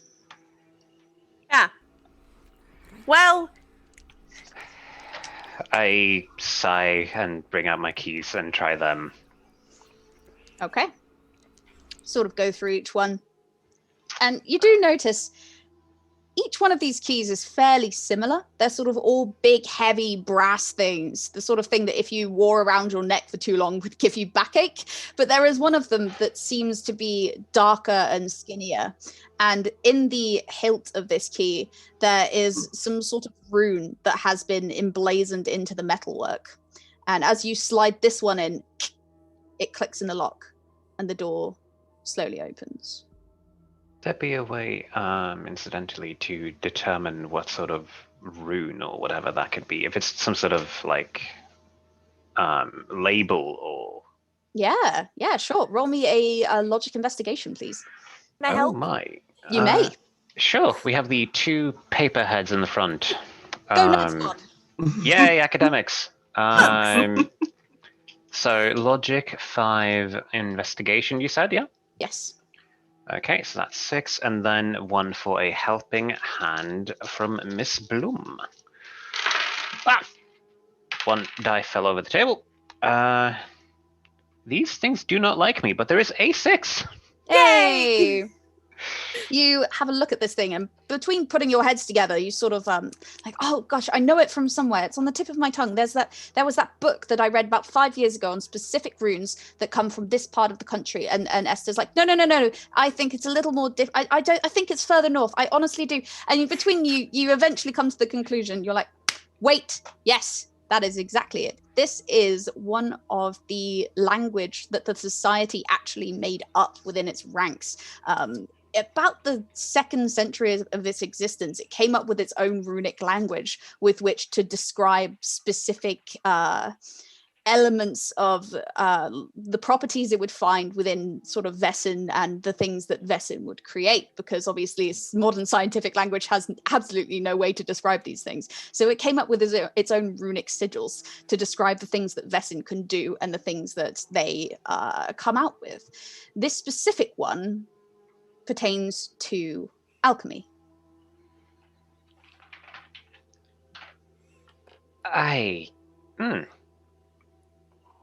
Well, interesting. Undeterred, I open the door. Okay. As you push open the door to this room, each of you take a look around, and it takes a moment for your eyes to begin to adjust to this place. It is dark in here, darker than it has been in a little while. And each of you take a moment as you step in to see what exactly is going on in here. And it's at that moment, as the lamplight and the cold autumn morning behind you filter in and provide a low dawn over the top of this floor, that you see that the floor is sticky in places where floors should not be sticky. And as you put your foot down, you go to raise it up again, and it doesn't quite let your foot go, and you start to panic, and you unpeel your foot and look at the bottom of your shoe, and there is red there where there should not be red. And you look up into the rest of this room, and there is a skull at the back of the room, eyes empty and gaping and staring, and its jaw has been ripped in half, and another skull put within it, both of which are staring directly at you. This might be a On bit the of a floor. rude Hello? question. This might be a bit of a rude question, but can I shoot this skull? You may be able to shortly, yes. Excellent. Along the rest of this floor, there, as you sort of begin to sort of look into the rest of this place and discern exactly what is on the floor here, you see as these rivulets of red that you have stepped in coalesce and draw together into some sort of colossal drawing in the middle of the floor of this chalky, thick, viscous ichor that runs in rivulets along the floorboards and makes its home embedded in the floorboards here. And it seems to be just sort of a massive spiraling complex of symbols and sigils, most of which you can make heads nor tails of. It is nonsensical, it is huge, and whoever did it must have taken days, because it covers the entire floor.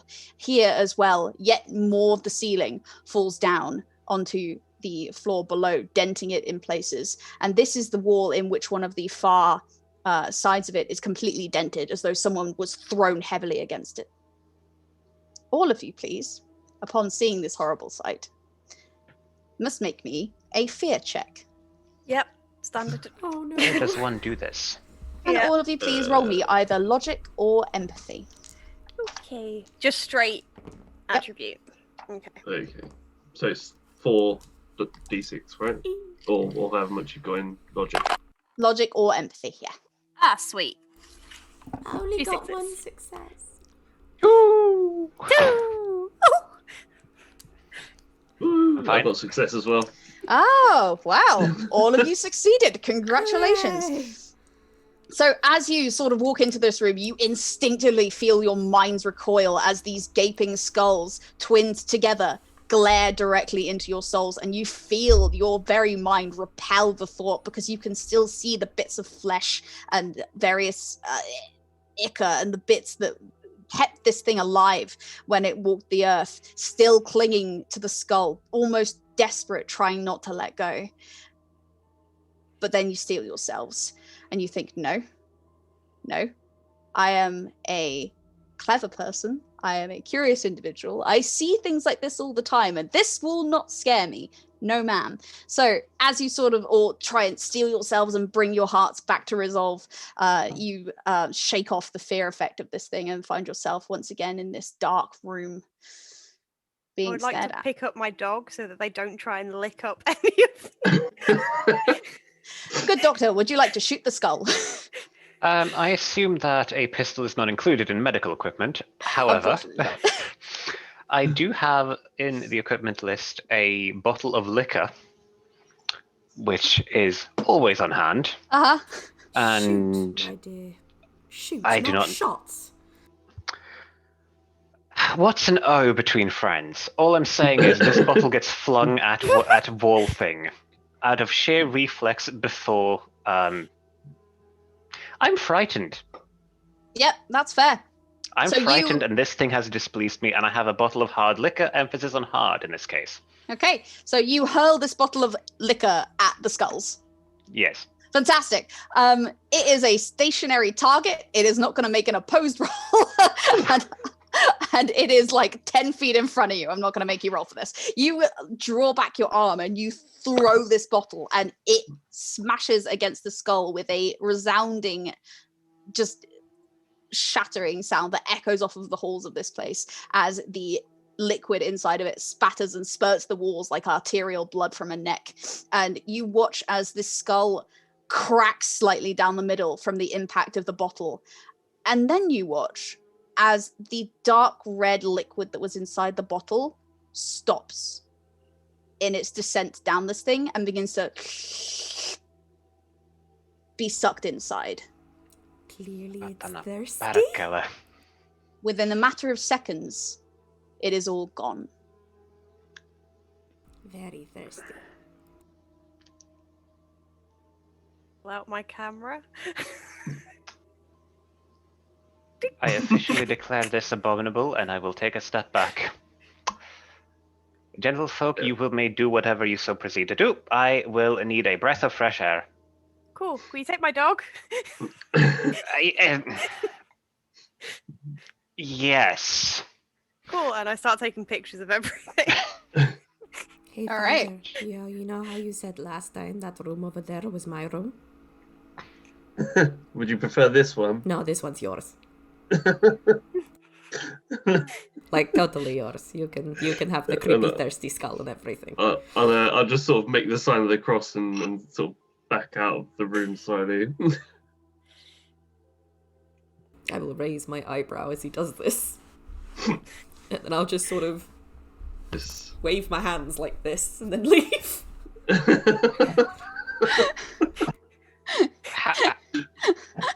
It's, Hey. okay. So I guess I don't notice them all leaving as I'm taking pictures of all No, this you are creepy- engrossed. You are absolutely enthralled by this place. It is Bye. nothing like you have ever seen before. Good doctor, you very much do exit this room and find your way back out into the main hall.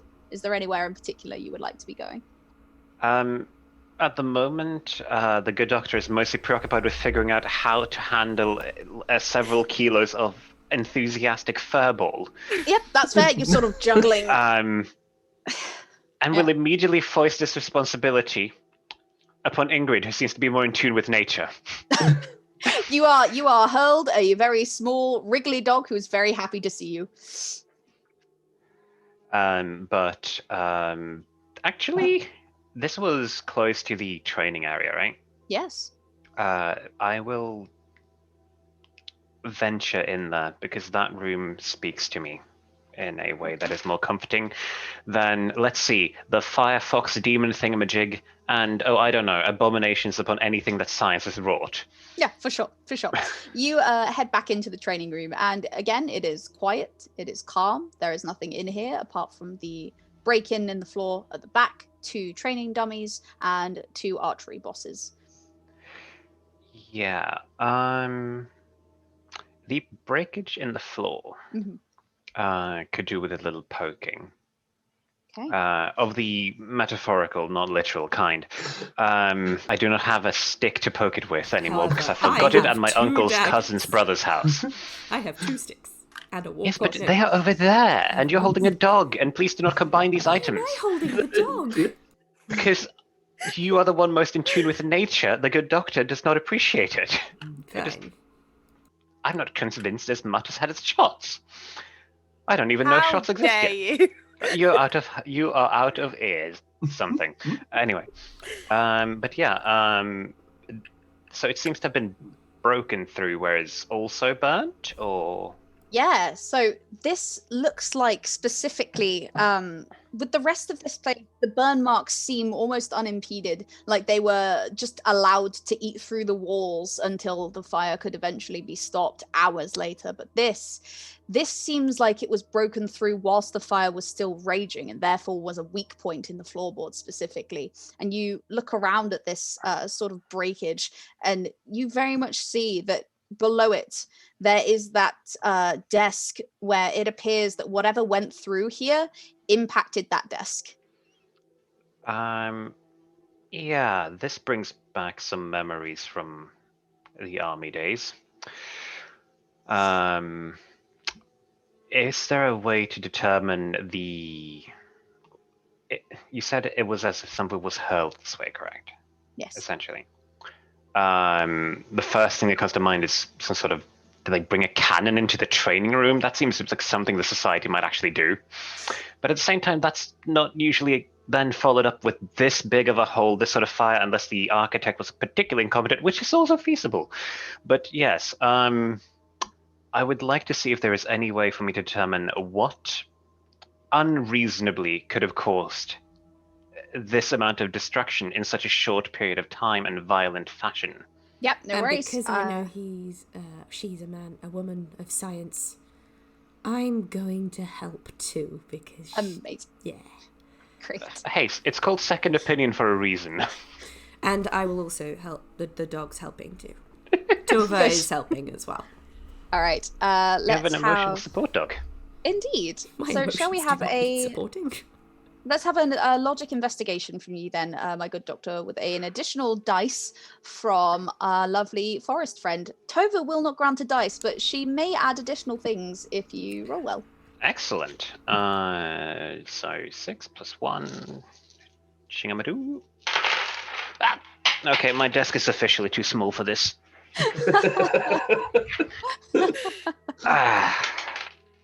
Okay, Oh, well, no. The die says no. The die says no? Okay. The die says no. I'm Dice already says no. frazzled. Oh, no. But hey, Yeah. who hasn't been able to live with more frazzle? I don't know. Unfortunately, you look around and you cannot get a concise read on this thing. Maybe something heavy, maybe someone heavy went through here as you sort of look around, and you're trying to sort of gauge this area and what possibly could have caused this, but there's just too many factors. The fact that the floor was broken through at the point of it burning has made it significantly harder. I turn to Ingrid. I turn to Tova. I realize that Ingrid might be slightly easier to converse with. And I am very unsure of what has happened here, but the closest I can think is if somebody deployed some form of incendiary elk at a very high velocity, and I object to this. My dear doctor, Yes. have you ever seen an incendiary elk? Only once, and it is not an experience I wish to relive. It's at this moment that Tova sort of gives a low bark and skitters over to the side of the hole and seems to be sort of cocking their head to one side and very curiously observing it. And they begin pawing at the north side of the hole and giving a short series of barks. I didn't let the dog go, you did. I let the dog go into your warm embrace and watchful eye. No. Let's see what the dog wants. Alright, fine. Esther, you very much hear as your dog begins to bark in the training room. I finish taking these pictures and I go and see what's wrong with Tova. Okay. As you all sort of gather around Tova, I imagine the I'll cluster sort join of as joins well. them. Yeah. You notice that she's sort of pawing at a part of the cave in here where some sort of piece of fabric seems to have gotten lodged in between two of the planks of wood. And she's sort of pawing at this piece of fabric and sniffing at it. I'll go over and pick it up. Who's a good girl? Who found something? Anki Good dropped girl. her. What? Well, Anki she's dropped her. she's very wiggly. wasn't It's me. fine.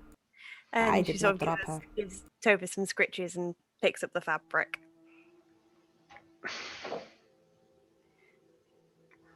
Okay. No worries. As you pick it up and sort of have a look at it, you notice that it is some sort of tweed, some sort of thick knit tweed of some kind. It looks to be maybe some sort of part of a jacket of some sort at some point. But it is again covered in the telltale scorch marks of this place, and is very much a frayed and torn mess.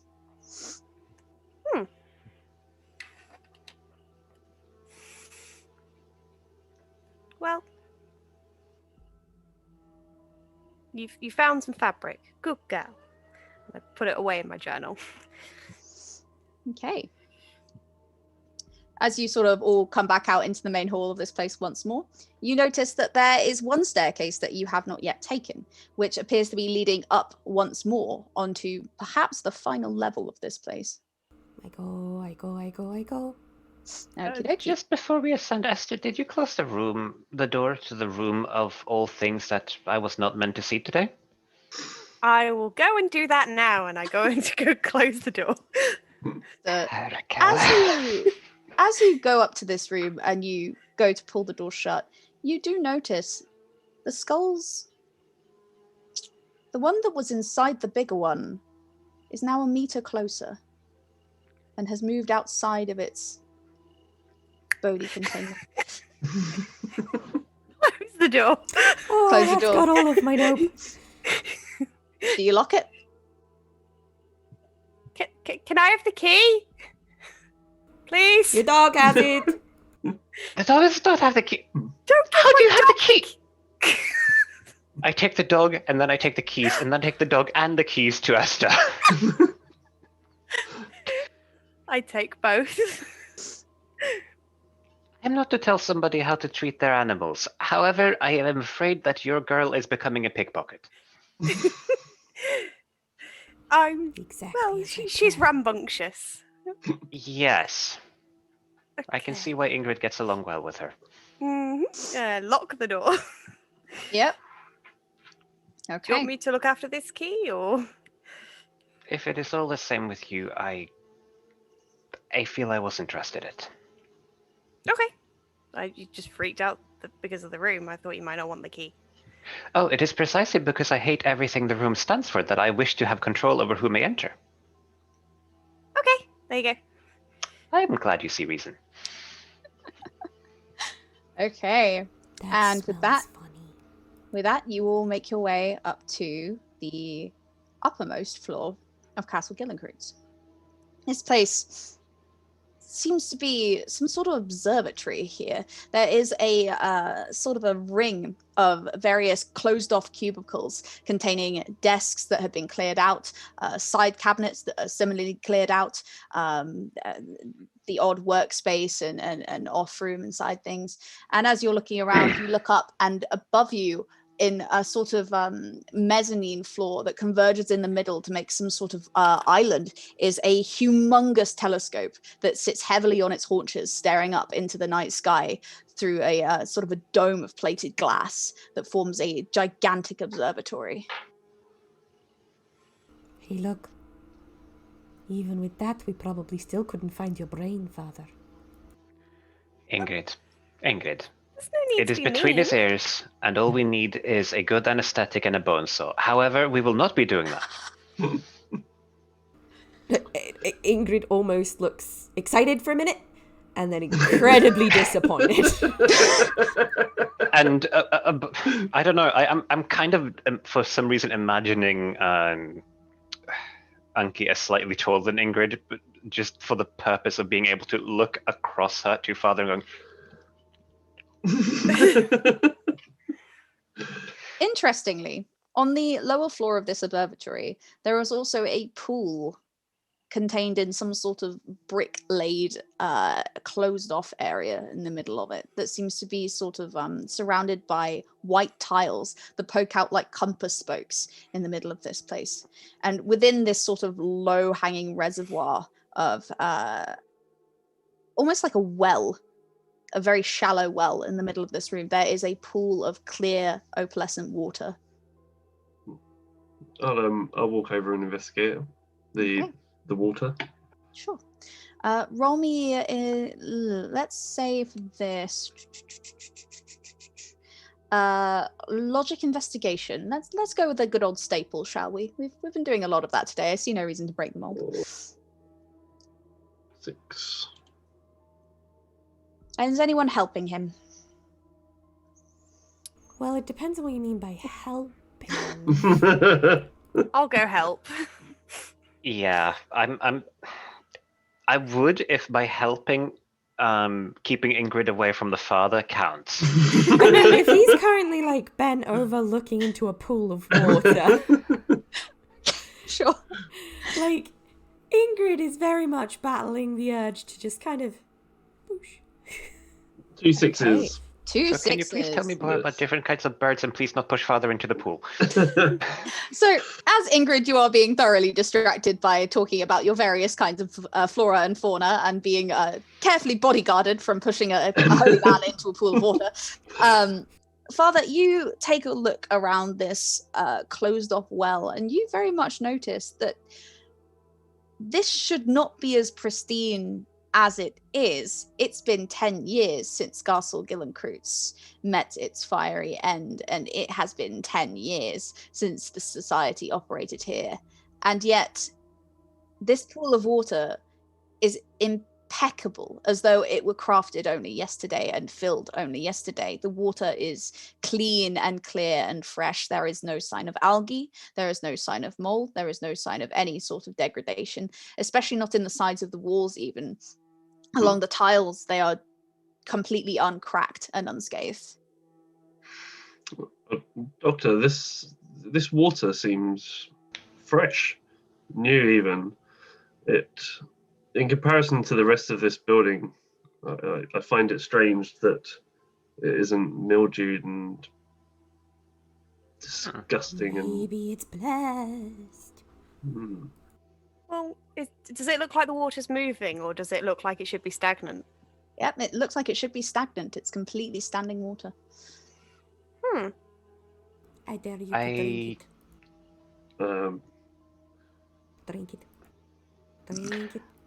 I believe that before For science! drinking or You look like you could do with a bath or a wash, so maybe you should climb in. we will not contaminate the sample, either by pushing a holy person into it or someone who is full of mud into it.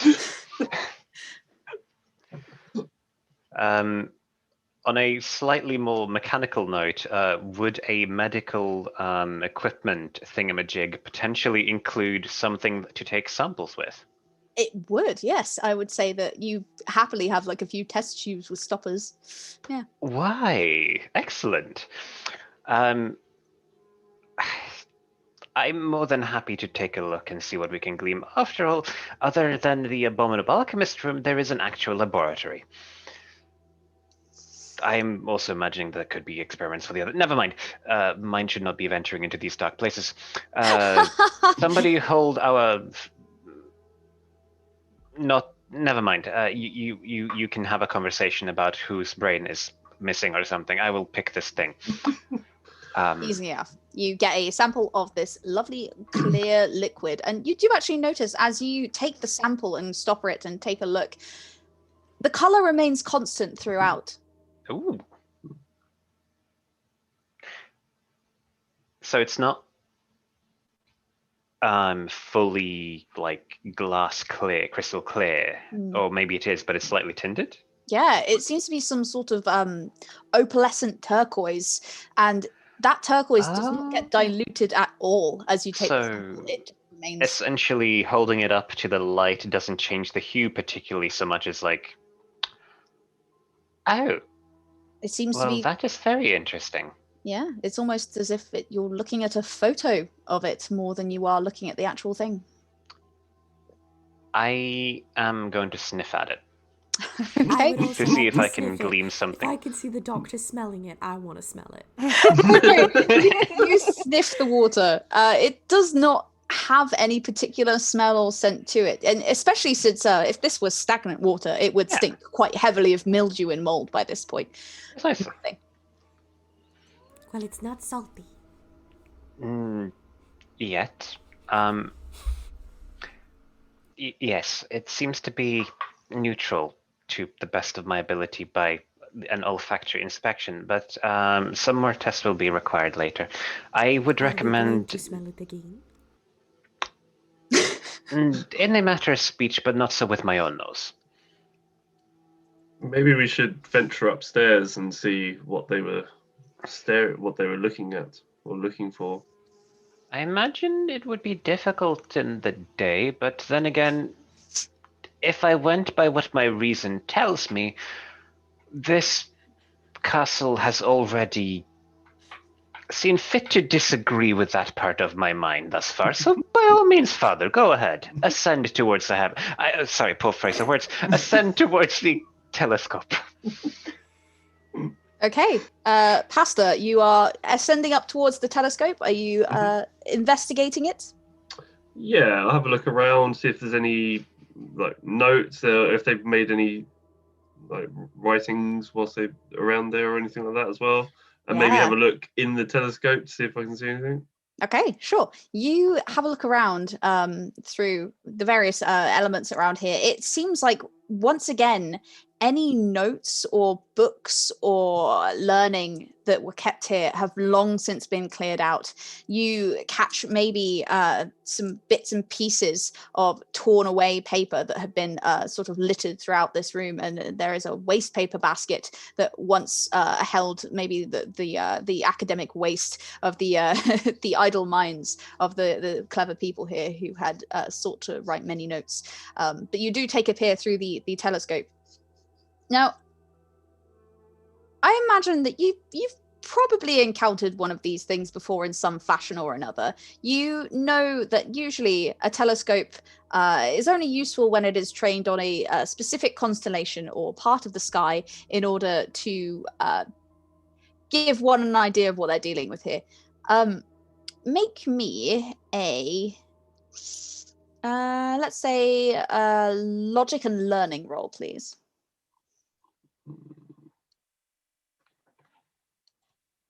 Have a look.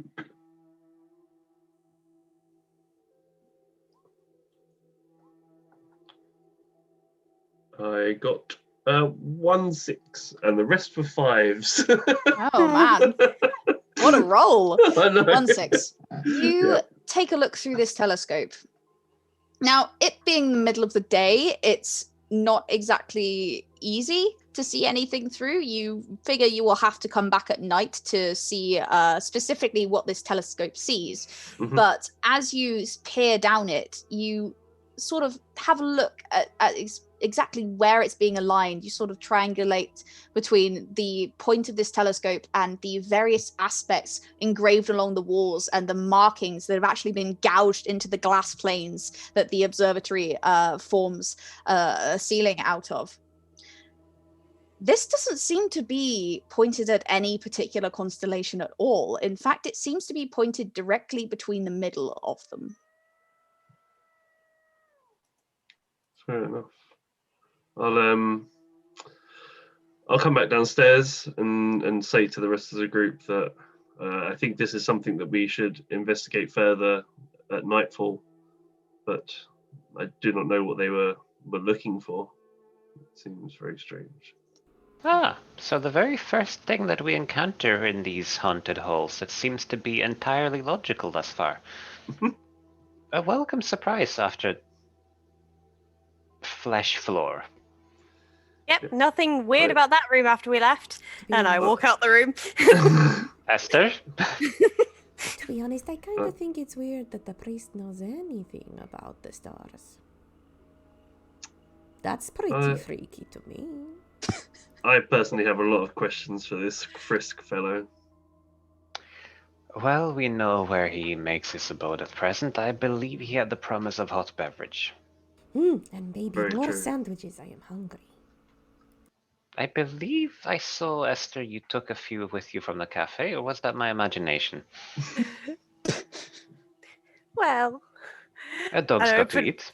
I open my bag and there's like a bunch of sandwiches. It was, after all, on the house. I'm going to slowly, reach into the bag, as if I'm not sure I actually have permission for this. Slowly reach into the bag and just pull out, a sandwich. And then I run away and eat it. Okay, bye. For the love of... Gone. Out. If we outie. cannot find you after you have devoured that thing, I will not be looking. This is fair. Did you want a sandwich? Certainly, I'll have a sandwich if Okay. there's one going. You can't have them, they're poisoners. Oh, incredibly poisonous, yes. It's all just like a I- very nice, mature cheddar sandwich. Yeah. Yes, I believe it is good for us then if we make it back towards Herr Frisk. Easy enough. You guys make your way down the staircase once again, trekking down the many floors of this place. You get the idea that you're probably going to get a fair amount of cardio living here. As you eventually make your way down, you do enter into the kitchen just as the kettle is hissing out a steaming boil, and Frisk sort of takes it off of the stove and is pouring it into several cups. And he looks up and he says, excellent timing. I was just actually about to inquire how you took your tea. Strong, please. Very strong. All right. Preferably as coffee, but I will make do. All right. I can manage that, I'm sure. Very much sort of brings out the percolator and some various implements and starts brewing away. Ah, busy kitchen. Sweet music to my ears. Possibly one of the most normal things you've heard since you've entered this place. I don't Just a know if dash of Ingrid milk. is still here. Somewhere. Ingrid does eventually come back down the stairs, having devoured the sandwich in secret. And if is asked how she wants her tea, she basically kind of asks for a very large bowl of hot water, which she then proceeds to put her own tea, which just appears to be a handful of leaves from inside her pocket, into the tea. Yeah, Frisk absolutely facilitates this demand and does not bat an eye at doing so either.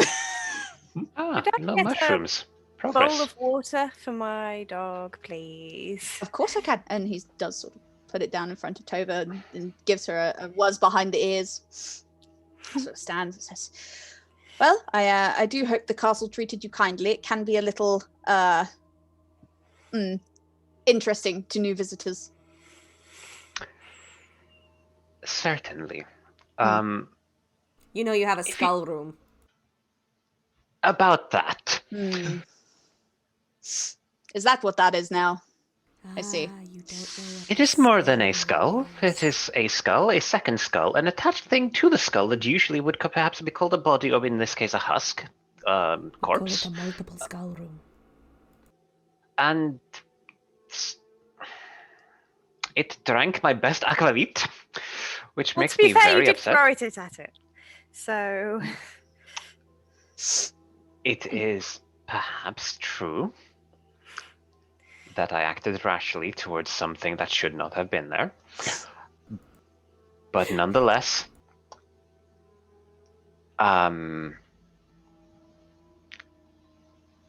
you did not possess any prior knowledge to the contents of this room, but do you have a key to that one, Herr Frisk? He sort of pats at his jacket, brings out a ring of his own keys from a pocket beneath his rotund belly, sort of begins searching through them all. Says, "No, let's see. What key was it, out of interest?" Hey, thin, black, constructed room. Show it after giving the description. He sort of gives a double take. It's like, oh, well, that room has not appeared in a very long time. Wait, you said appeared like rooms. Yes, he said appeared. I'm Yep. curious. yep, that tracks. Yep. In this place, things tend to move if you don't keep track of them, and sometimes the castle sees fit to rearrange. Maybe the So father our should have housewarming spoken. gift is a skull room of abomination. Excellent. It appears so. You're welcome. I'm so glad that you are amused. You bring up such a jolly full perspective to our dealings and affairs, Ingrid. Hey, doctor. Now, Frisk. I am too terrified to say anything, child. I'm sure you've noticed that a number of rooms seem to have quite severe fire damage. Would you know anything of this? This house is probably what some would describe at best a fixer-upper. I believe the word dilapidated comes to mind. I was trying to be kind. Yes, no, there is no need to beat around the bush with this place. I am quite aware of You really shouldn't how beat bushes, how it they have looks. feelings. He sort of pats the side of the castle. Is like, this place has been through a lot. It has stood for a long time. I think it was founded perhaps 17th century, this building, and it has stood since then and has been built upon since that time. No one quite knows who built it or what minds lay behind its architecture, but yes, Tracks with record keeping of that time. indeed. Are you aware of the fire or what Yes. made the hole? Oh, right. Yes, no, the fire that took place 10 years ago, quite a tragic affair. It heavily damaged the floor of the building above the library. I believe is where most of the damage occurred. I think it was due to an artifact storage room that went up in flames, but I am not entirely sure on the details. I was elsewhere at the time. If you don't mind then, Herr Frisk, a follow-up question with regards to more of your persona. You have been the steward here for how long is it now? Oh, goodness, how long has it been? 30 years, maybe? 30, 35? Yes, something like that. So, for the last 10 years, you have been keeping the grounds, as it were, even though nobody has been living here other than... Do you stay here? I do. There is actually a servants' quarters outside of the castle proper. It is on the grounds. I have renovated it into a sort of personal hut of mine, and that is where you can find me if you should need me throughout the day or night. I am happy to attend to you in all of your needs. No, very good, very good. A man of enterprise and daring do. That does lead me to ask, however, throughout these times, and I know this is a crass line of questioning, but are you paid? And as I, owners of the castle, do we pay you? Well, you see, I was paid at one point. Yes, I was part of a larger body, let's say, of folk who had means enough to reimburse me for my time.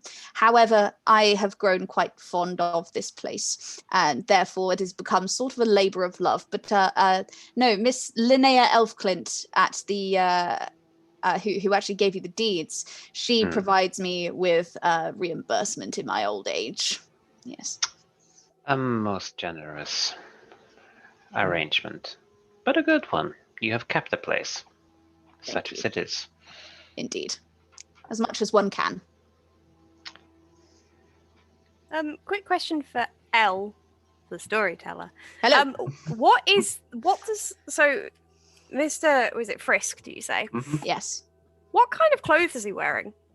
Sort of a very practical, sort of thick knits, sort of a tunic, breeches, thick, heavy woolen jacket with sort of his keys on a heavy leather belt around his waist. Okay, so not tweed then. Not tweed. Okay. From a meta perspective, he essentially generates great tweed energy. But Oh, no. You get the idea that maybe somewhere he has like a very fine selection of tweedy jackets, but it's not on him. The Frisks are a fixed thing in the universe to an extent, where there will always be a Frisk where needed, I think. But enough of that. Yes, well... So if you've lived here for so long, why has there been no repairs made on the castle? There has been. Oh. Unfortunately, the castle is one such entity that it is, if it does not want to heal, it will not heal. And it has been through a lot. I'd pat the castle in the nearest possible way, be it the floor or the wall, and just be like, there. Okay. One must seek to heal its spirit as well as its flesh, to borrow an analogy then. Yes. I looks briefly to Father Pavel, so like, we shall see. Are you meaning an exorcism? That seems rather rude. I think the castle might not approve of that. That is not my forte. I'm sorry to say. That is not what I was thinking, but it may have been something that occurred, although, again, quite disrespectful to such a venerable establishment, and forgive the possibility of unorthodox expression, Father. Perhaps not something that it would cooperate with. It is, after all, a blessed establishment in its own right. I'm fairly sure that the paths of the Father's mind are far too tight. Well, I'm gonna go take my dog for a walk. Where are you going to walk the dog? Around the grounds. That's very vague. I don't know, I just got here. Then I would recommend you perhaps take Ingrid or somebody with you so that you don't walk alone. After all, we have seen and experienced things that are strange, and I don't know, perhaps we see a second Esther coming in and a second dog before you have returned. Well, I'm never alone because I have Tova, but if someone wants to come with me, feel free. Take the Lady of the Knives. You do not tell me what to do. You are not my father. Okay, and she walks out. But yes, I will come with you. Oh, she's gone. She's Okay, gone. Esther. I run after. Esther and Ingrid, you very much take a amble around the grounds, and as you do so, you make your way around the ring of the garden, once again seeing the skittering and the shadow moves of the various animals moving in and out of the bushes and the shrubbery. And you find yourself once again at that mound of dirt besides the yacht club or some sort of boathouse here. And as you peer at these crosses, sort of bloated, rotten wooden crosses that are stuck into the ground like so many twigs, you do see that they have, at one point, had names on them. But they have been long since scratched out, so as to now be illegible. And it is on that note that we will leave our investigators for today, drawing back from Castle Gillenkreutz up into the air around Uppsala as the gentle, winding autumn breeze finds its way through the air. And we once again move across this small yet busy town, back to the way we came, back across the buildings and through the streets, and once again towards the asylum. Here, on the uppermost floor, we see Linnea Elfclint and Detective Knight sitting across from each other, the game of chess in between them that we saw earlier, reaching its final stages. Knight leans forward, moving a piece into position, and he frowns in concentration, smiling slightly as he manages to take another one of Linnea's pieces, the rook. Do you really think they can do it? Linnea asks calmly, sort of her face giving away nothing as she moves another one of her pieces in retort. I do, Teddy replies as he makes his next play. They're exactly how we were, do you remember? Of course I do. That is the reason for my hesitance, I fear, she replies. Then we should help them in every way we can, don't you think? I do, but he has eyes everywhere. We know we can't go near that place, Teddy. Teddy sort of sits back for a moment, thinks. We have to call on the club. There's no other way about it. That is a lot of letters to write. Then we had better get started, hadn't we? And as he says this, Linnea reaches forward, makes a decisive final move, and takes her opponent's king. Checkmate. Sits back. And Teddy laughs and says, what a game. Linnea just gives him a sort of sad, long, discerning look and says, I do not think either of us have seen anything yet. But you're right. It is time to set the board a second time. Together, the two of them share a long, quiet, somber moment as outside the rain begins to tap against the windowsill. And we will bring our session to a close. Thank you all for playing. That was our first episode of VAESEN, the story of the King Hunt. And that was our session 0. Thank you all players for joining me today. It's been an absolute pleasure running for you all. Thank you for you all watching. It's been a great time hanging out with you and chatting things. And I hope everyone has enjoyed it. And yeah, I've had a lot of fun running this. It's been an honour and a privilege to run alongside you. I can't wait to terrorise Joe more next week. The rapport in this party already gives me so much joy. I'm so excited. Yeah. Having a priest and a priest and an occultist. walk into a cafe. Yeah. So a priest, a witch, a doctor, and a librarian walk into a cafe. I know it's not a bad joke, isn't it? Oh dear. Well, I'm laughing. Well, And my little dog too. And your little dog too. Great. Okay. And we will draw it to a close there, guys. I don't know if we're going to be raiding anyone. Are we going to be raiding? I don't know. Is that how that works? Let's just have a look. I love big tweed energy as well. Big tweed energy. Big tweed energy. That is honestly the vibe of this game. Is Dwarven Forge on, Joe? I'm just about to have a look. So, 2 seconds. It's that post-game moment where you just kind of go, so much happened. The scary story's over. Remember, it's me. I'm nice.